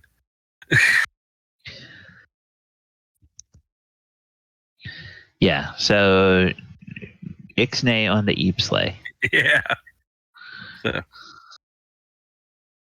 So no spells. All right. So then go ahead and make. Go ahead and Conrad. You have one just to the south of you. So if you want to attack something like with your mace, you could. AC 12. Okay, it's not quite going to hit. We should keep that one alive so I can try to charm it or something. Okay. Yeah, you have Charm Person. You don't have Charm Monster. It's a different spell. I can persuade it.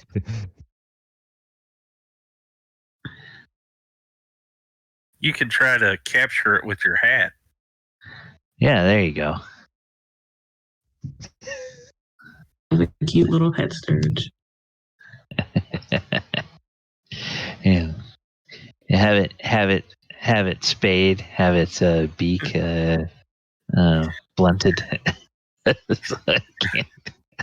Yeah, she has it under her hat. It drives its beak into her head and starts sucking at her brain. She makes up something that looks like a squeeze bottle, but she has to keep it full of blood so she can you can feed it like a little baby bottle for the Sturge. All right. So Conrad attacked. Sermos, go ahead and attack. Okay. I'm gonna try to smash this thing. See what happens. Oh, yes. You do smash it. That is a dead Sturge. Okay. Lupo has one that he can attack. AC. Okay, Amira or Relish. Yep.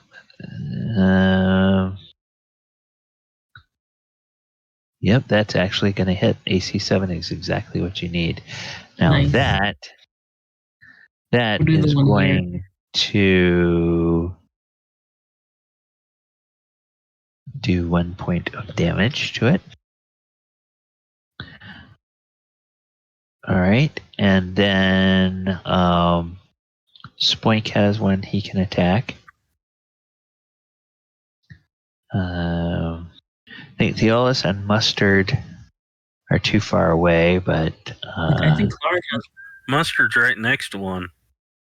Same one Conrad attacked. Oh yeah. Mustard can attack somebody, so Mustard can go ahead and. We want to keep that one. Sorry. Okay, so that's gonna be. That one is now bloodied.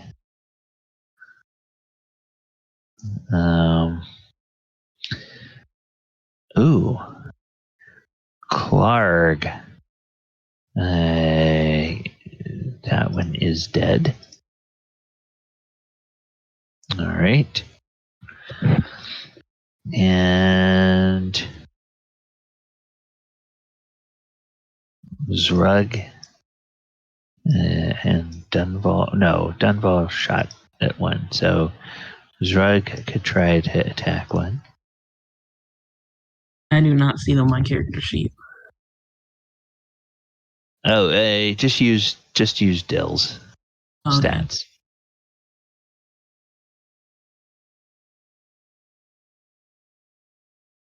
AC 5, okay. So that do that and okay. Then let's see. Oh, whoops. That's not the one I wanted. He's not quite dead. He's no.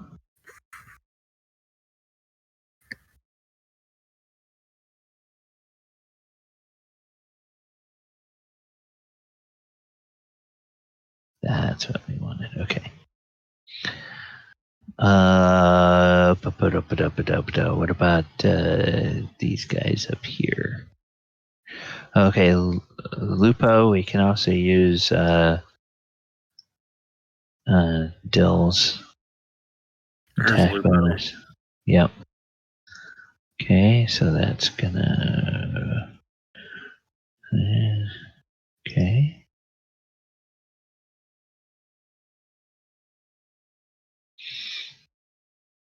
All right. Anybody else? I don't think Dill's done anything, has he? Dill himself, no. We've used him for some rolls, so All right, go ahead and have him roll. Okay. That he misses. Yeah. All right. So then we get to the Sildar. Oh, Sildar. Mm-hmm. Yes, somebody have Sildar attack. Anybody have Sildar up? Not. I can pull him up real quick.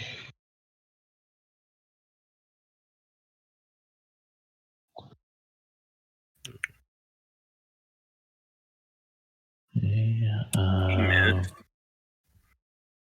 all right. Yep. Okay. But fully, let's see, 1, 2.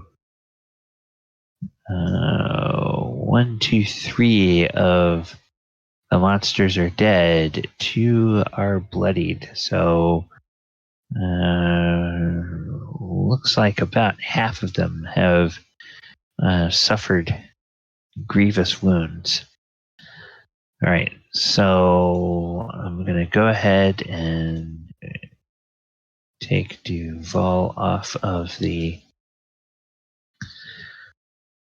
initiative. Somebody else can go ahead and roll initiative for the party. Jason, would you like to roll with Conrad for the party for initiative? Okay, so that's 3. So it's a 3, and then we need to have the start. Goodness.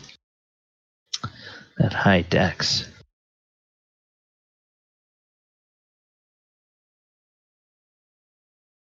All right, so the Sturges now need to make a morale check.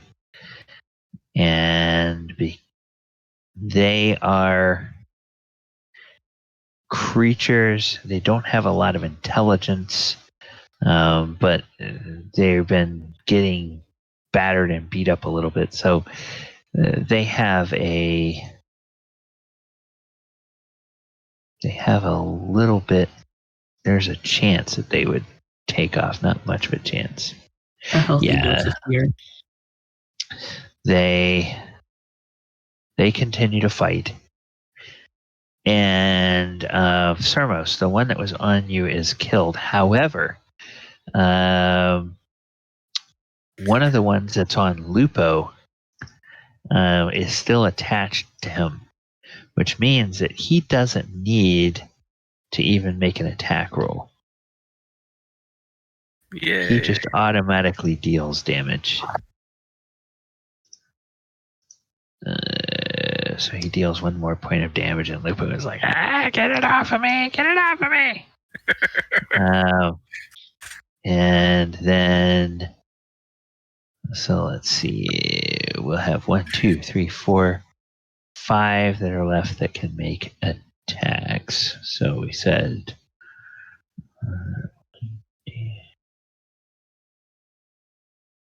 okay, what's 1? 1 success. Come on.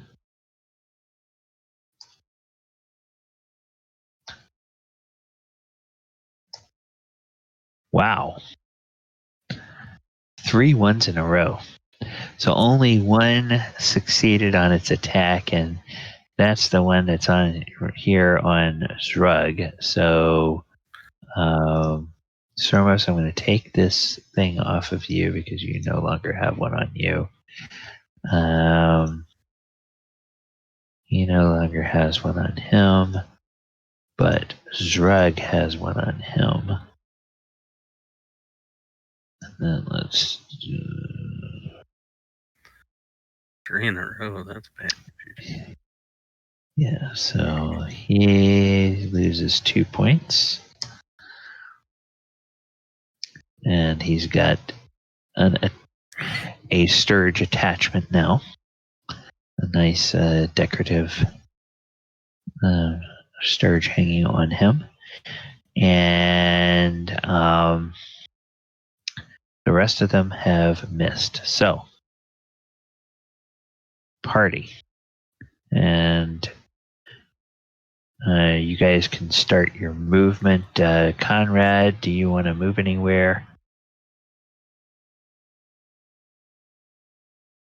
Because I don't think you have well, yeah, you do have an enemy in melee range right to the south of you. Theolis, Alice, what about you guys? You don't want to move anywhere? I think I'm good here. Okay. As Zrugdug moves, he carries the Sturge with him that's attached to him. So. Yeah. All right. Okay. And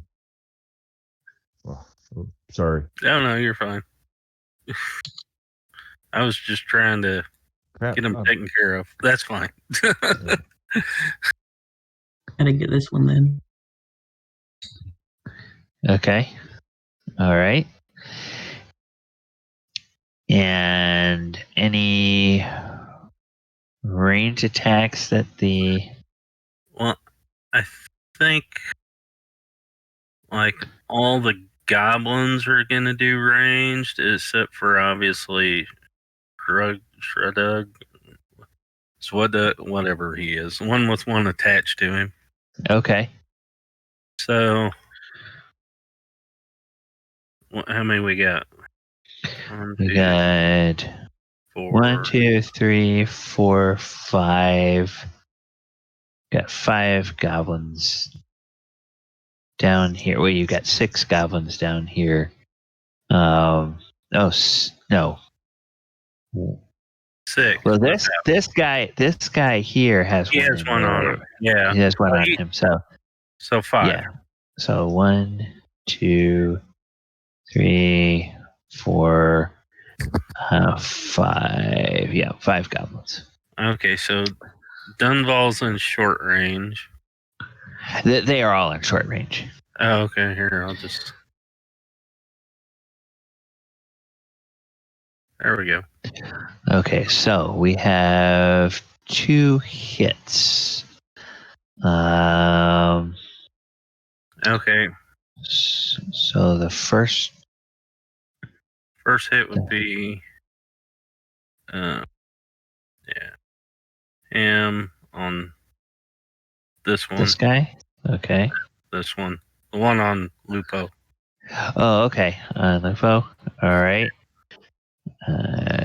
All right. Well, that's going to take care of that. Oh, no, actually, I forgot. It's not going to take care of that. Because Lupo noticed that when the Sturge was attached and was sucking his blood out, the Surge appeared to start getting healthier.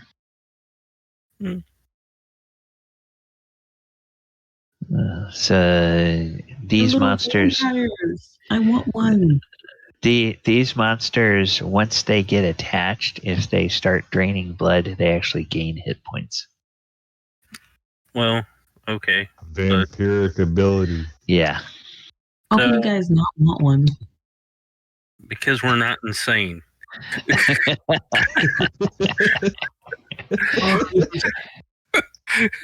Okay. Yeah, the problem is it just knows hungry, and Alice is going to be asleep one night, and she's not going to wake up, and everybody else is going to find this really big fat Sturge in Alice's bed. I don't know. At that point, I don't know. I'm going to go looking. That's my point. We know something's wrong. We'll just slip into Casca's room when they're sleeping, and it'll be fine. No, you won't. You assume I'm going to let you know where my room is. All right. So now we have the melee attacks. So I'm guessing that Zhrugdug is going to do a melee attack. Lupo will do a melee attack. Zhrugdug and Lupo. Okay, those are both misses. Okay, Clark will brain this one. Yep. And that one is dead. Okay. And then Sturrock can attack, and Theolis, I guess, is probably going to attack that one. Yes. Okay. Clark. Okay. Theolis. Okay, that's a great hit. That one is dead. Okay.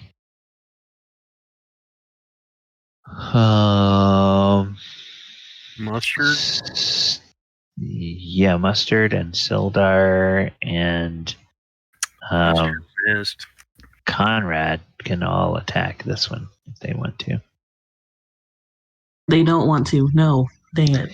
Okay, yeah, Conrad, you kill that one. No. Sildar could get the one behind him. Yeah, Sildar can attack that one.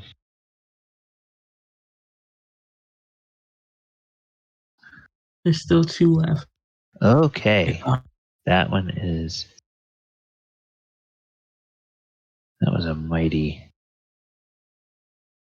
attack. Okay. And then has Sturrock gone? I don't think Sturrock is gone. He's got one right here. No, he hasn't. And I haven't he gone. He might have. Okay. Yeah, okay, so you go ahead. You can go. I'm going to go Sermos. for the one on Lupo. Yeah. And I missed. Yeah, miss. Oh, did I hit Lupo and brain him maybe? I don't know. No. And I think Sturrock is probably going to use Clark's character sheet because I don't think I made a separate character sheet for Sturrock.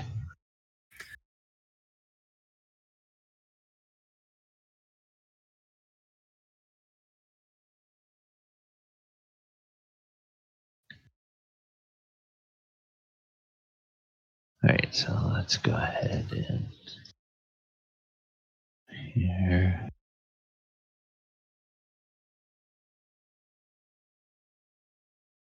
Oh, that'll work. That'll work. Okay, so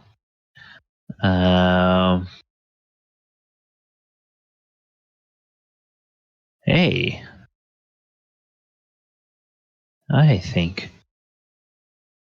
all. Oh no, there's still the one on Drug Dug. Did he And the one on Lupo. Did Drug Dug go? He may not have. So probably use Dill's character sheet attack for him. Yeah, I just don't remember him going. And he missed. He missed. All right. So, oh, I didn't roll for that guy's damage. What about Ripper? Ripper hasn't moved, so he doesn't have anybody in melee range. I don't think that he can attack. So this guy here actually gets a little healthier. No, not that healthy. That healthy. Okay. All right. So, end of the round. What about magic? We had already gotten to melee, so magic was long gone. Persuasion. Before they killed them all. Yeah, that would be a skill check as opposed to a spell. But yeah, Alice, go ahead and roll for initiative for the party, and we'll see. Okay, so well, at least it wasn't a 3. Yeah. But the Sturgis can roll some initiative, but they can't roll the hit for anything. Well, there's only one left. Did they even roll initiative since they're attached? There's 2. Yeah. Yeah, they roll initiative, but they don't roll attack rolls. Oh, 2 left. Oh, okay. Yeah, so the one on Lupo. And the one on Drug Dug. Yep. The one on Lupo gets healthier by 1 point. And the one on Drug Dug Ooh, Dang. he gets healthier by 3 points. And oh wait, Zhrugdug is bloodied. Not Get quite off, dead. get off. He's not quite dead, but he is bloodied. And this. They're both probably this squealing.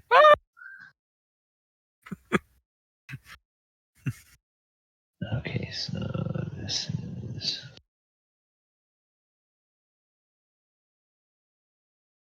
Maybe we could coax them to attach to Amy. And she could mother them. All right, so that's all they do. And this one here on Zhrugdug is starting to look quite bloated. Because he's drunk so much of Zhrugdug's blood. That is their turn. All right, party. Where do you guys want to move, and where do we want Ripper to move? Do we want him to just come over here so he can bite? Since this one's dead, can I move here? Yeah, you can. Oh, the Sturge is dead. The Goblin is not dead. Or the Bugbear is not dead. Oh, the Bugbear just moved there. Yeah. Oh, okay. Oh, we're all trying to keep from. Okay.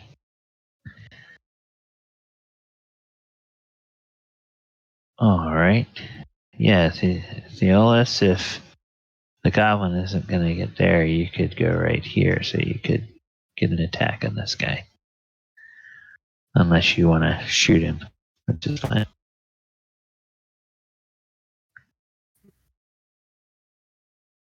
Okay.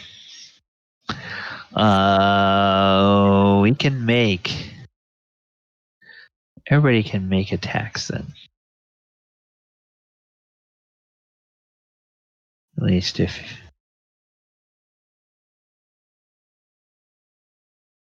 Okay, well, now the persuasion. You're trying to persuade your party members. Nope. So. I usually the Sturge to come with me instead of getting hurt. Okay, the Sturge doesn't have language. It doesn't understand you. It's not gonna listen to you. Man. Yeah, it's like charm. It doesn't go against its base instinct or characteristic. Yeah, it is a very emaciated, extremely hungry creature that feeds on the blood of mammals, and it hasn't had a meal in a long time, and now it's just feasting. Not even I speak very slow. If you come with me, you can have Sermos. Oh, really? Okay. Alice will always be in front of Sermos from now on.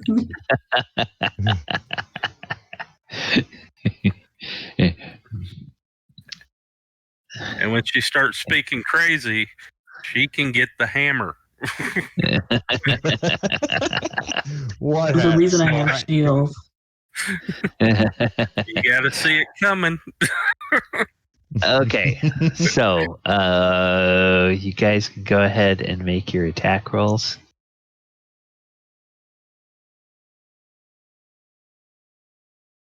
Okay. I'm hopeful that was. Oh gosh, no, that's gonna miss. So we should have.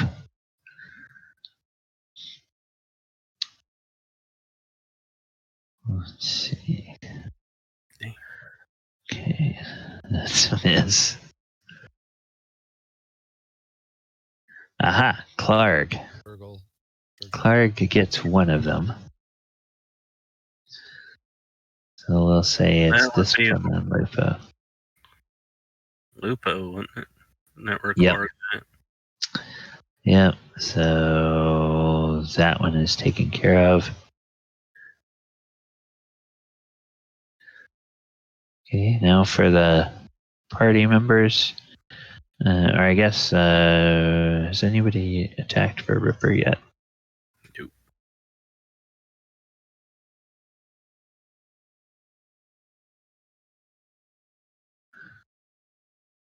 Oh!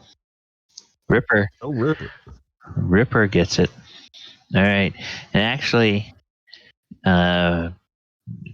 between the damage it had taken and the feasting it had done, it had exactly 6 hit points. Mm. So that will do it. All right. Whew.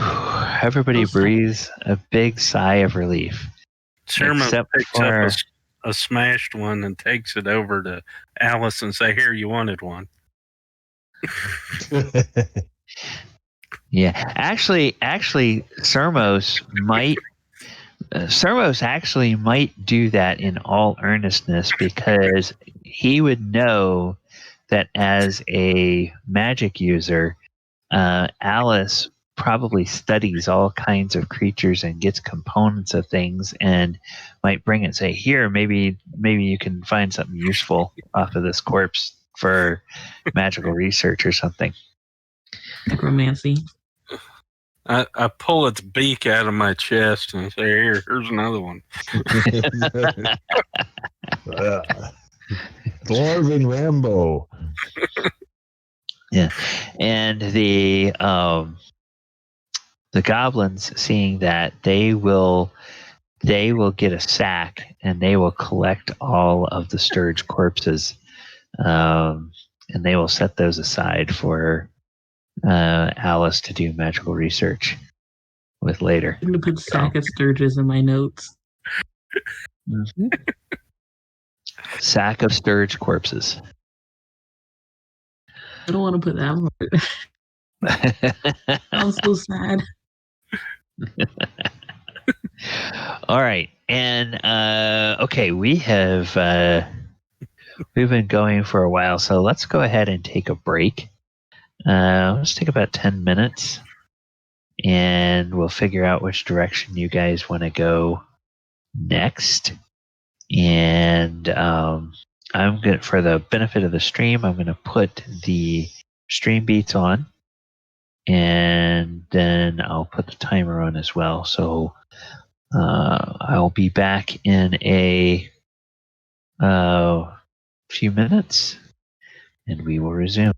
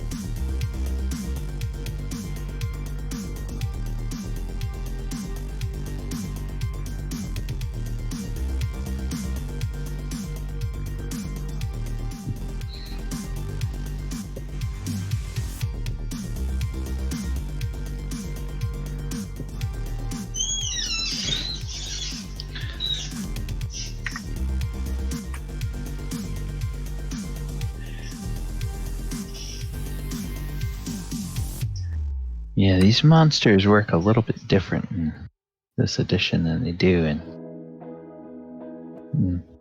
later editions of the game. What is this little monstrosity running around that Alice sent a picture of? Oh, that's a kiwi. Oh, I don't think I've ever seen a kiwi. How is that still around? Yeah, I don't know. I thought they had all been turned into shoe polish by now. Yeah.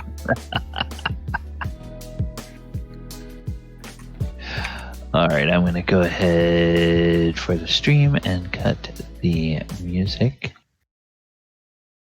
All right, yes, music is off. All right, and then I'll go ahead and bring us back to the map. All right, so you have a bunch of scourge corpses that you have gained. I need to go to the session log, and I need to pull that up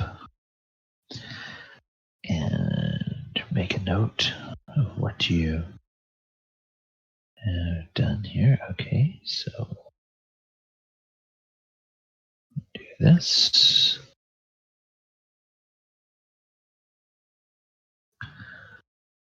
All right, so session 2.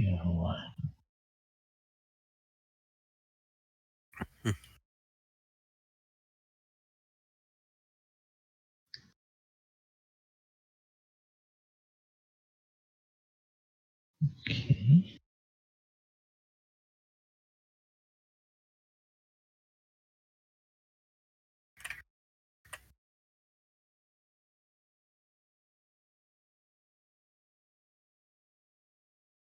All right.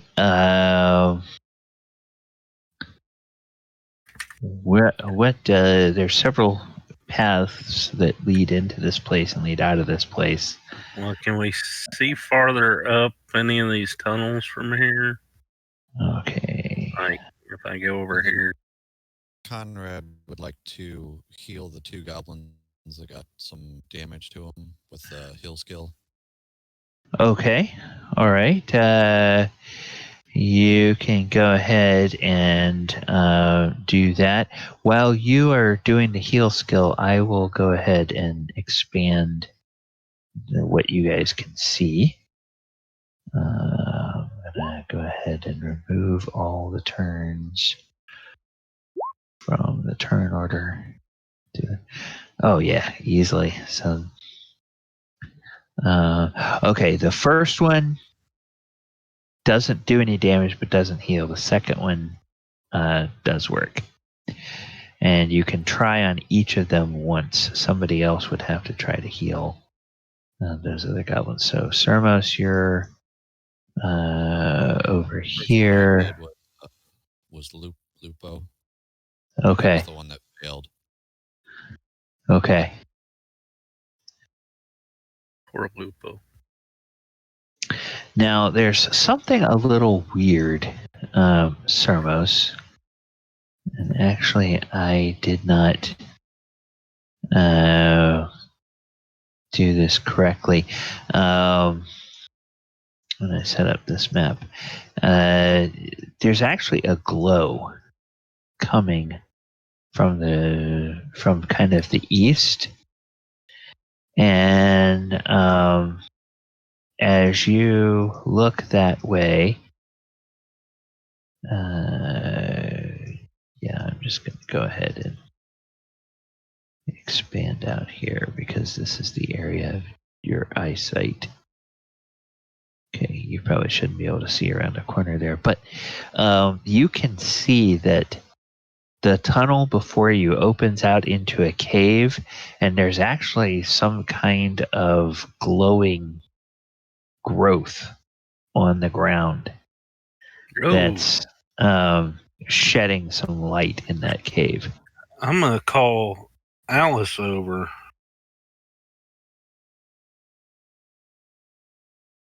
And see if she knows of any glowing growth in the cave. Alice? Any idea? Amira, are you back? Yeah, I'm here. Okay. It may be something she may want to befriend or, keep as a pet or something. Feel judgment in that sentence.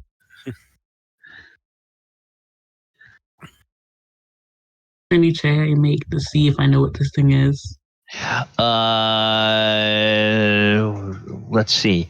If you don't have the Knowledge. I was going to try to say what is the thing here. It's probably going to be. It would probably be nature lore. It would probably be nature lore would be the actual skill. So if you don't have the nature lore skill, then you could roll an intelligence check.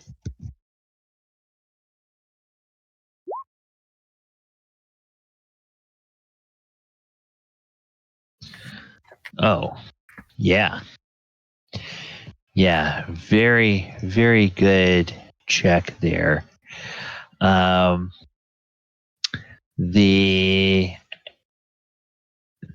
you look up that way, Alice, you don't have to get too close to see that there are dense carpets of weird fungi covering large sections of the floor in this cavern. The growths include puffballs that are a foot across, weird shelf fungus growing on the stalagmites, and large stalks and caps a good 5 feet tall. And some of those puffballs glow with an eerie green phosphorescence. Are they living? You would know that bioluminescent organisms like glowing fungi, they will start to lose their luminescence when they die. So you would imagine that they are alive. Okay, that was a bad question since anything that's fungi is alive. Can it move? Can it leave where it is? That you can't tell that from this distance. You have heard of fungi, and with a 4, I will say that you've probably seen some examples of fungi that could move, but these don't look familiar, so you couldn't say whether they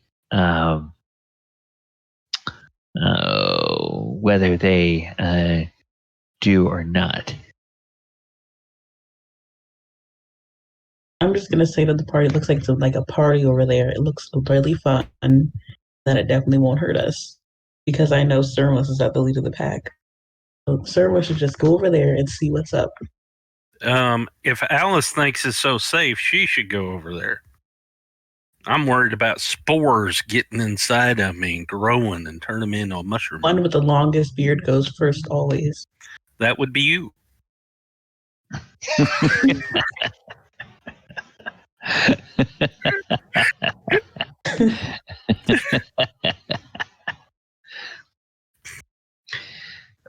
I'm going to try to do a heal check on myself, see if I can recover some of my hit points. Okay. Whoops. Oh, I got one. Okay. All right. Good. So, it's 1d3. Actually, it's 2d3 Oh, okay. because you got a nat 1. It's a critical success. Okay. 4. So does that take you back to full? I believe it does. I think it does too. So It does. I'm putting you back to full. All right. So. All right. Yeah, you're perfectly healed up. Nothing horrible could happen to you now. Except for spores that I breathe in and turn me into a mushroom dwarf. No, thank you. Oh, come You on. never know until it happens. Well, I know, but I wouldn't want to accidentally kill something you want to befriend or pet. So that's why you should go first. We both know you don't care about that. Every time I'm trying to be nice to you, you just throw it in my face. Okay. Anyway. It's And down here. okay, going down here, you see a. Whoops. I see something looking back at me. Now you see a corridor that ends in a collapsed tunnel, and then partway down the corridor, you see that it looks like there's something that goes off to the left and something that goes off to the right. And these are actually carved tunnels, right? Yes, these are this tunnel is worked stone.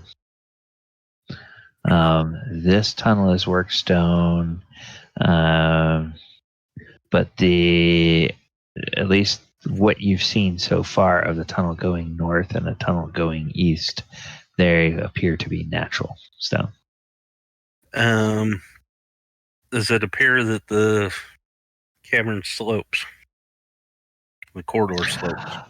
Actually, right where the collapse begins, it kind of looks like it was starting to slope up there where the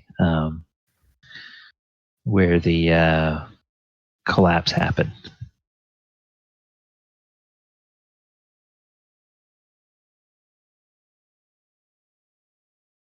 But it's a flat tunnel up to that collapse feature. Theolis, you got any ideas? Alice, Just a second. Conrad. And do I see anything in this direction?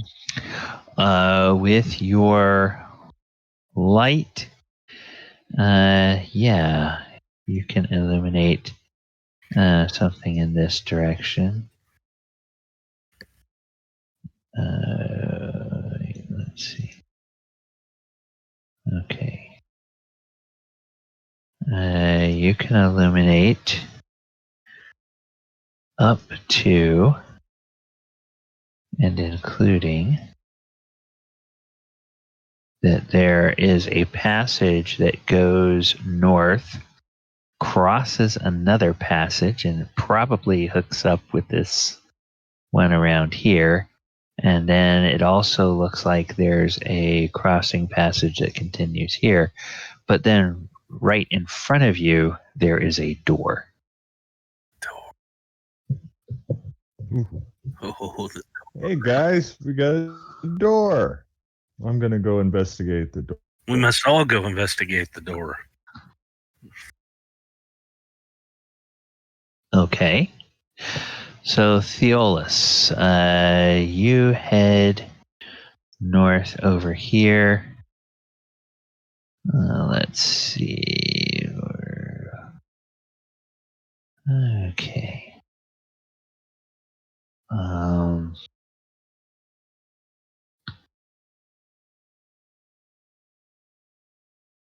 Okay, there's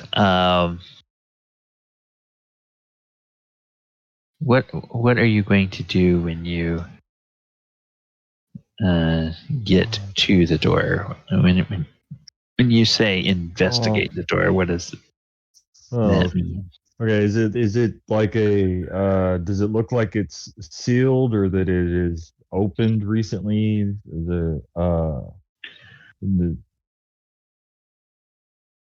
So does it look like there's drag marks on the floor, like it's been opened, or is it like an older door that Okay. The door, and now that Sermos is coming up, he can confirm, but the door looks as though it is of dwarven construction.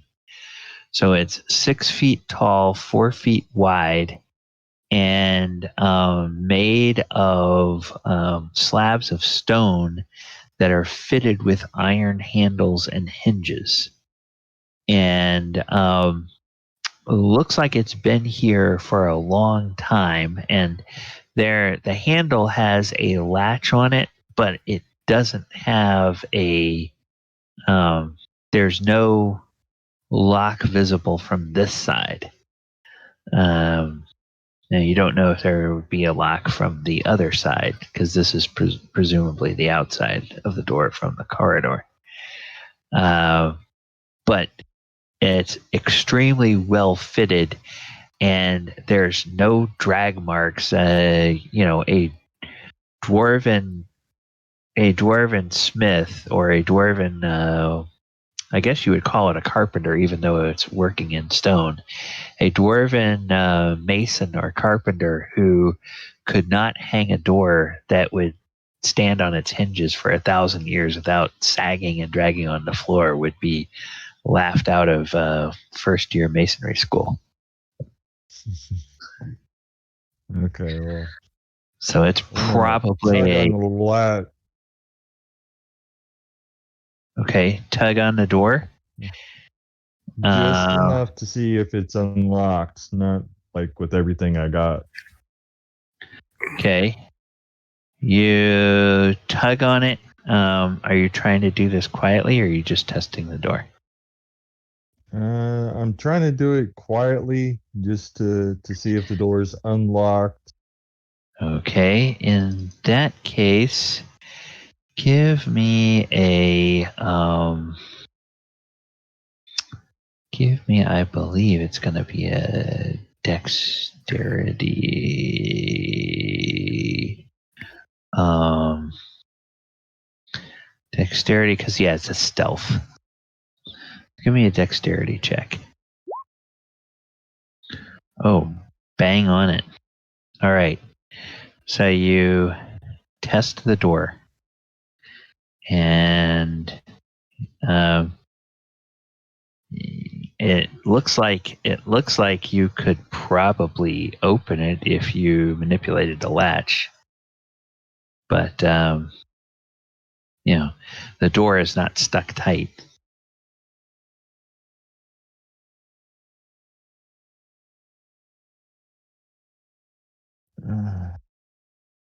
Could I have Sermos take a look at it to see if maybe it's booby trapped? As a dwarf, he might know what signs to look for. Actually, I can do that. Traps built into stonework or heavy construction.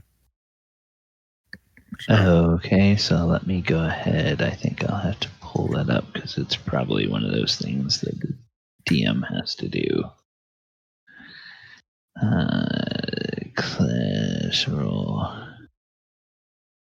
1 in 3 chance to find them. The DM will roll 1d6, and a 1 or 2 will indicate.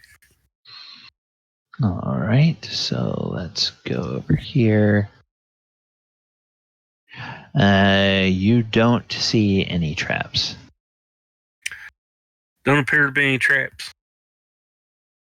All right. In that case, I'll go ahead and work the latch and heave the door open. Okay.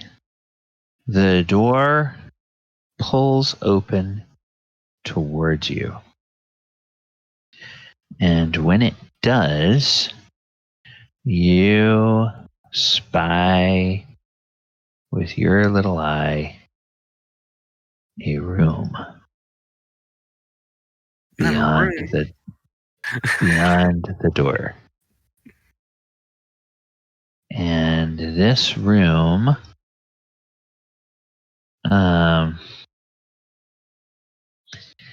has the following features. There are several bunks. There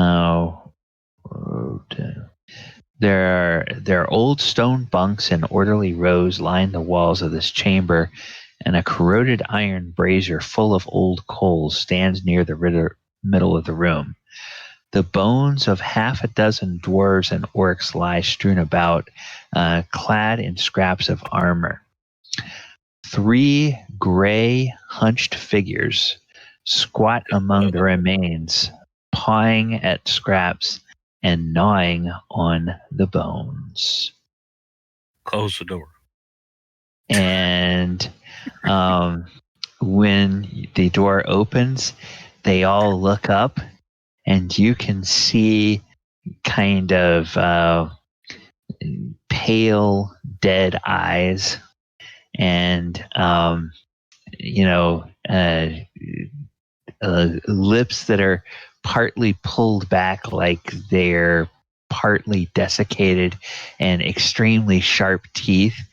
And one of them pulls a bone out of its mouth, and as it does so, you see it has an impossibly long tongue. And they all go as they look in your direction. Close the door. Close the door right now. Close the door. Well, Alice doesn't want to make friends? Okay, so Theolis is going to move into the room, and so that means that we are going to get to have another combat. Okay, which we will probably get to start, but we probably won't get to finish tonight because we're getting close to time. So let me go ahead and I'm just going to let Blake be the Blake have initiative, and Theolis, since you're initiating, why don't you go ahead and roll for the party. Please roll a 6. Roll 4. 4. Okay. So we'll add a turn, and Theolis will get you 4. And then we'll go to Blake. I go here and pull up these guys. And so I knew it. you get to 5. Okay. All right. So I don't think we'd lost an initiative until tonight. yeah, it did. Then we lost them all. Yeah. All right. So these creatures, let me give you a description out of the original edition rules on these monsters. So let's go to Ugly, not dead things. they don't smell very good, that's for sure. They are not quite the same things that you saw in the village.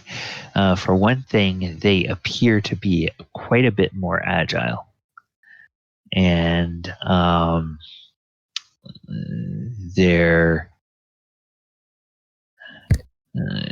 but they may not be, strictly speaking, alive. Okay. They're hideous beast-like creatures that will attack and eat any living thing. They do not talk, have little or more than animal intelligence. Now, They,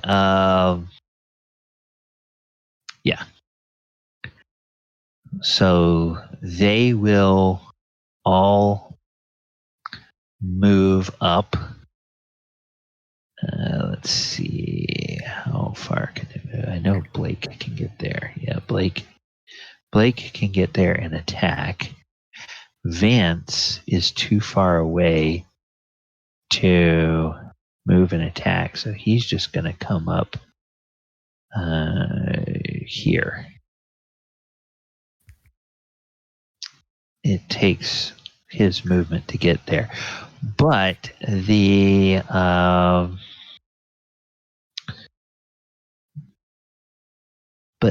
are going to. Two of them are going to each attack Theolis.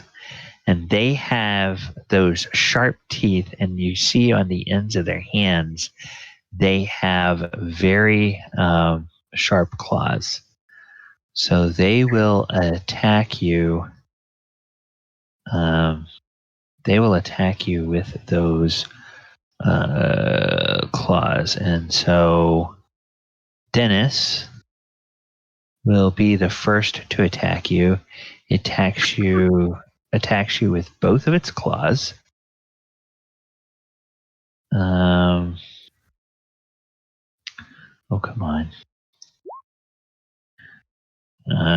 For AC -2, which will be a hit for 2 points of damage. AC -3 for 4 more damage. It'll also be a hit. And then it tries to bite you. Wow. 3 attacks, 3 hits. Okay, now, the thing about this is that there are going to be 3 saves that you have to make because all 3 attacks hit. You have to save versus paralysis. Gosh. So, all right.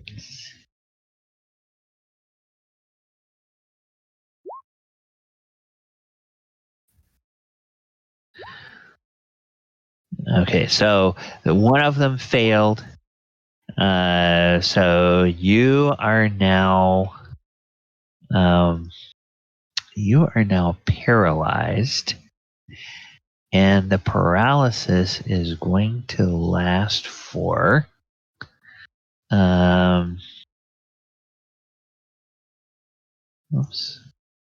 paralysis is going to last for 20 minutes. Oh, So there is now a 20-minute timer on Theolis, in which he is paralyzed, unless some sort of cure. And you all remember being told by Sister Griel that a potion of healing will remove the paralysis effect. It won't. It can either heal hit points or it can cure paralysis, but it can't do both at the same time. And it's basically your choice when you feed it to somebody whether it cures paralysis or heals hit points. So, Theolis got attacked or got hit 3 times by 1 ghoul. But now the second ghoul is going to try to attack him. AC 5, I think that's a miss. 0 is a hit. 0 is a hit. So then it does 7 more. So, all right. So Theolis walks in the room, gets leaped on by 2 of these things, and is immediately bloodied. And he's paralyzed. So, party. What do you guys want to do?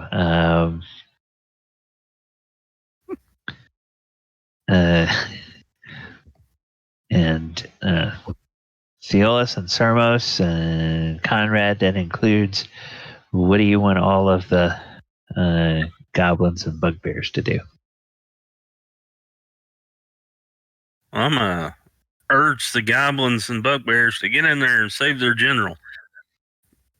I can try to cast.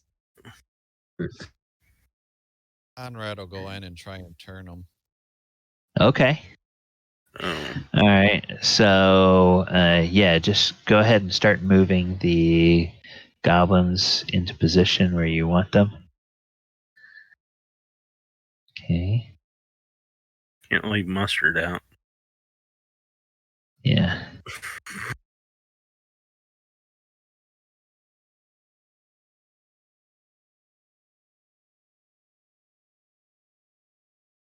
We ran out of room for Drug Dug. Maybe not. Yeah. Yeah, he can attack. So. No, actually, Alice, you can since your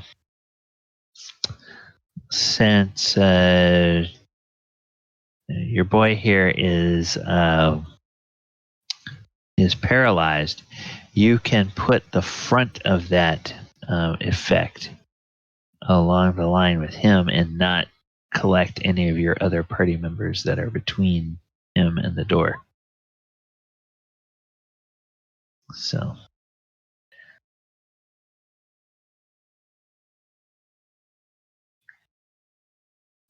Now, there's good news and bad news with that. I'm going to ask you before I let you spend the spell slot, Alice. I'm going to remind you of what you know as a spellcaster. You know that it, in terms of the hit dice, it will affect the lowest hit dice creatures first, and you don't know in the grand hierarchy of things whether the goblins have more hit dice or whether these monsters have more hit dice. The danger of doing sleep is that if the goblins have lower hit dice, they may eat up all of the hit dice of your sleep spell, and it may not do anything to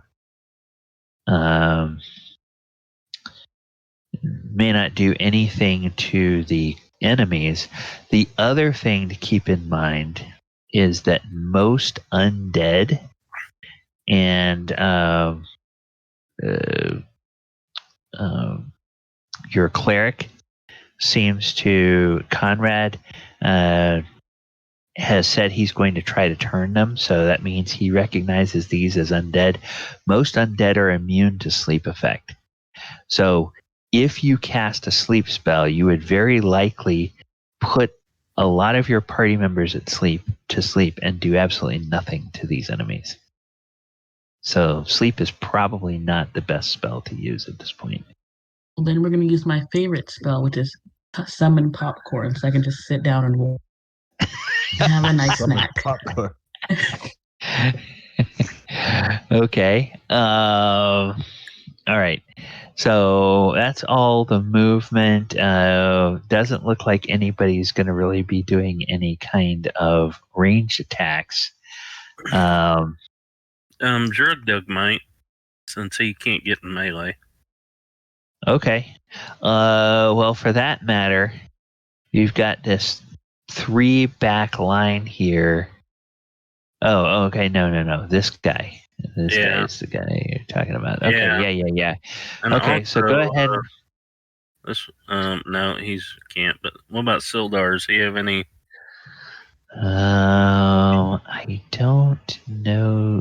I think Just has a Sildar long only. sword. Yeah, it just has a long sword. Yeah. So. Okay, well, I'm gonna roll for Drug Dug. Okay. AC That'll 14. miss. I'm sure that's miss. Yeah. Yeah. Unfortunately. All right. Now we will put the turn attempt on the spells spot. So before melee attacks, Conrad, go ahead and try to turn these guys. Are these ghouls? These are ghouls. Okay.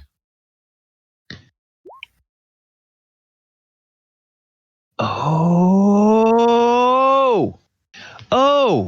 Roll 2d6.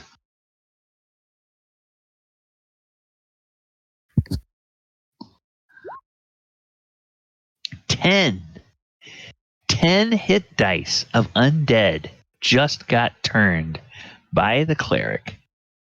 Okay, and ghouls in this edition. Ghouls are 2 hit dice creatures.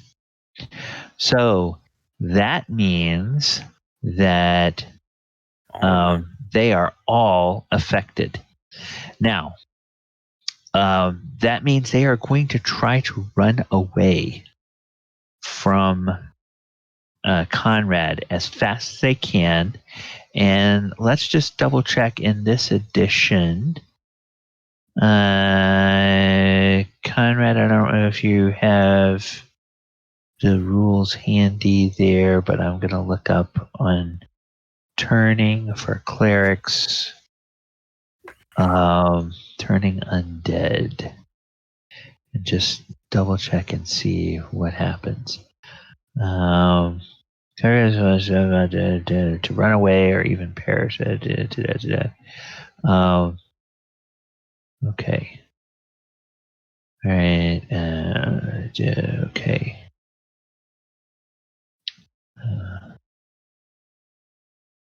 Okay.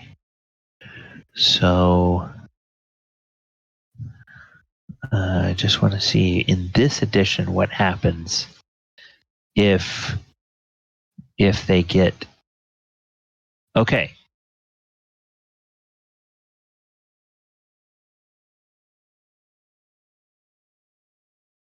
This edition doesn't say anything about what happens if you attack something that's been turned. I think in this edition, if it's successfully turned, it just runs away.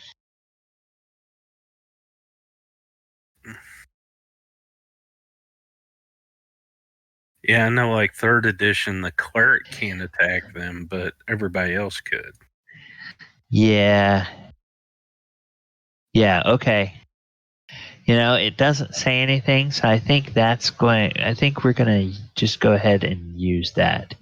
All right, Conrad, as long as you don't attack them, they will remain turned, and they will remain turned for 120 minutes. So, we don't even have to play out this combat because we know how this is going to go. These guys are just going to run as far as they can, which is over into this corner here. And then the goblins are bravely going to dogpile them and just hack them to bits. And so,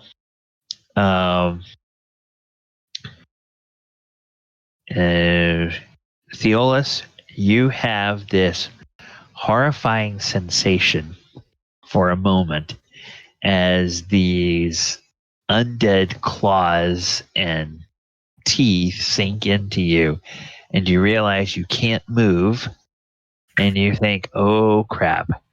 And then Conrad's strong voice is behind you, and Conrad, what is there anything in particular that your deity is there any way that your deity manifests the power when you turn undead? Does something glow? What happens? How does that look? How does that sound? Well, Helm's one of his realms is protection, so I'd say something to the effect that Helm will protect you, and then he's got Helm's symbol on his shield, so that would glow to drive the ghouls away. Okay, yeah, the ghouls just throw up their hands and they hiss and they run off, and the goblins just cackle with glee and run over and just start hacking at those things. And they're And Clark stands there and says, "Oh, that was very impressive, Conrad. Oh, your deity is very powerful." Clark's already said he wanted to learn more, so I'll just remind him of that so that we can get together and talk when have a chance to. Oh, yes. Oh, I think that Helm would be a good deity to have blessing at the castle, don't you? I would agree with that. I can help him set up a chapel at some point. Oh, wonderful. Well, we will definitely have to do that. Mistress Alice, did you see what Conrad was able to do? He made those foul things run off to the corner. And we'll go ahead and say that they are all dead. And we will... I'll just ask the party, is somebody going to feed Theolis a healing potion to take the paralysis effect away? Or are you guys going to just search the room for 20 minutes until he regains his ability to move around? Room does Hold need on, to I have be the perfect searched. solution. Theolis, say nothing if we want to search the room. Yep, he wants to search the room. See? Okay. All right. I like the way you're thinking, Alice. I mean, if someone has a potion to take the paralysis away, I can heal him with a magic spell. Okay. Yeah, and actually, let me double check for the... I mean, there's 2, 4, 6, 7 beds in there. We just put him in one. It's not a big deal. Thank you, Carl. Yeah. He gets a little rest. He needs a rest. Yeah. Yeah. A nice nap. Okay. Actually, Conrad, your Cure Light Wound spell will either heal damage or remove paralysis. Okay. So you can use a Cure Light Wounds to give him some health points back and let the paralysis wear off. Or you can use the Cure Light Wounds to remove the paralysis and then try to use the healing spell or healing skill. And of course, depending on how many spell slots you have and what you've put in there, if you have Cure Light Wounds memorized twice, you can use one casting for each effect. I do. I mean, does anybody have a healing potion? There are several of them floating around. They picked up more at the castle last week, and they had gotten several from a couple of different quest givers back in Phandelver. So I think there's a few of them floating around in the party. Theolis may have one. Yes, I actually have 5. If somebody would be nice enough to take one out of my bag. Okay, to me. We'll take 2 out of his bag and feed them to him. One for healing and one for paralysis. Okay. All right. So let's do a /R 1d6 plus 1. So you get you can mark off 2 potions.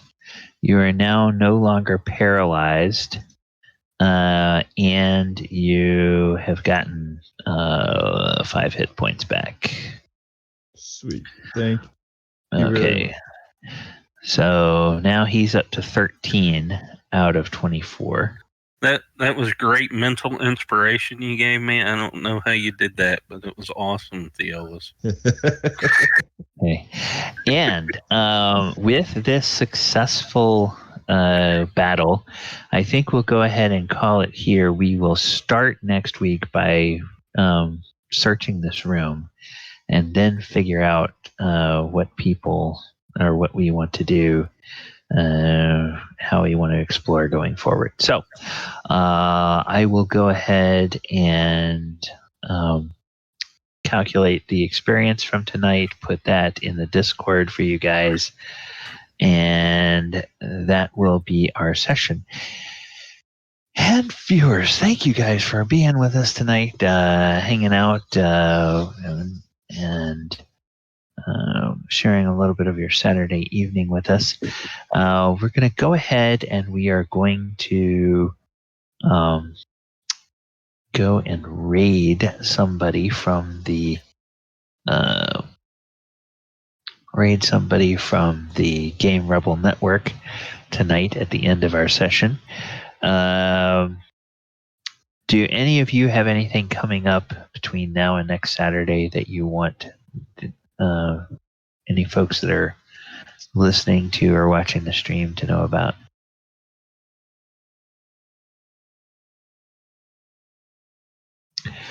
Okay, tomorrow on this channel we will have our 5th edition Planeswalking game, The Walker of Waterdeep. Monday night we will be doing a deep dive on the Mind Flayer for Monster Monday, and talking about the history of the Mind Flayer in D&D, as well as different ways you can use that monster in your homebrew campaigns and all kinds of. That's one of the really interesting monsters because it touches on so many different other societies and cultures and monsters and lore of the game because of the fact it's been around so long. And then we will have on Thursday night our Sword Coast Chronicles 5th edition game. They are in the middle of a big fight in that game as well, with a bunch of demons that interrupted a concert in the King's Hall in Gracklestug. And there's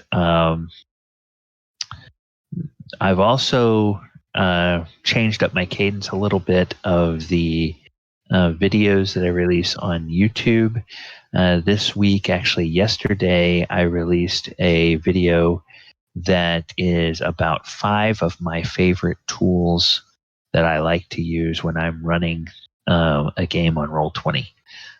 There are little things that help with everything from finding names for NPCs to doing die rolls that are supposed to be secret, because invariably when you are creating a die roll that's supposed to be secret in the VTT, you forget something and it's not secret. And it shows the players everything, and you didn't want it to show the players what happens. And then there are other things that really do need to be secret because it affects maybe what happens to the monsters as opposed to what happens to the players. All right, and with that, I'm going to go ahead and look for somebody from Game Rebel that is online right now, and see who might be around and what maybe they are doing. Okay, so we have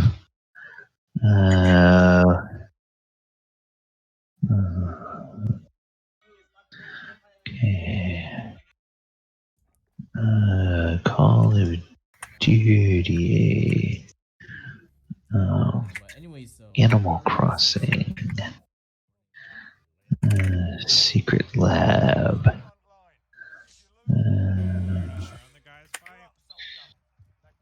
Okay, let's.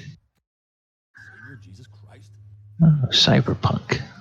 Cyberpunk's a fun game. So we'll go over here and we will raid Webfu.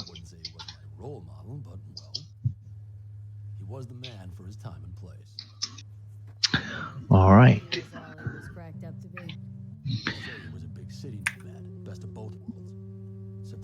And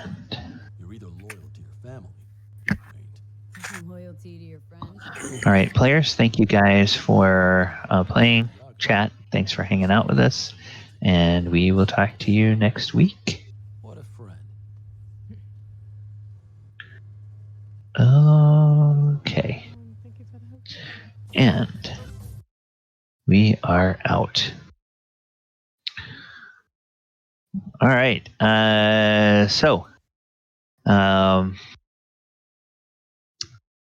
We will, players, thank you. That was a lot of fun.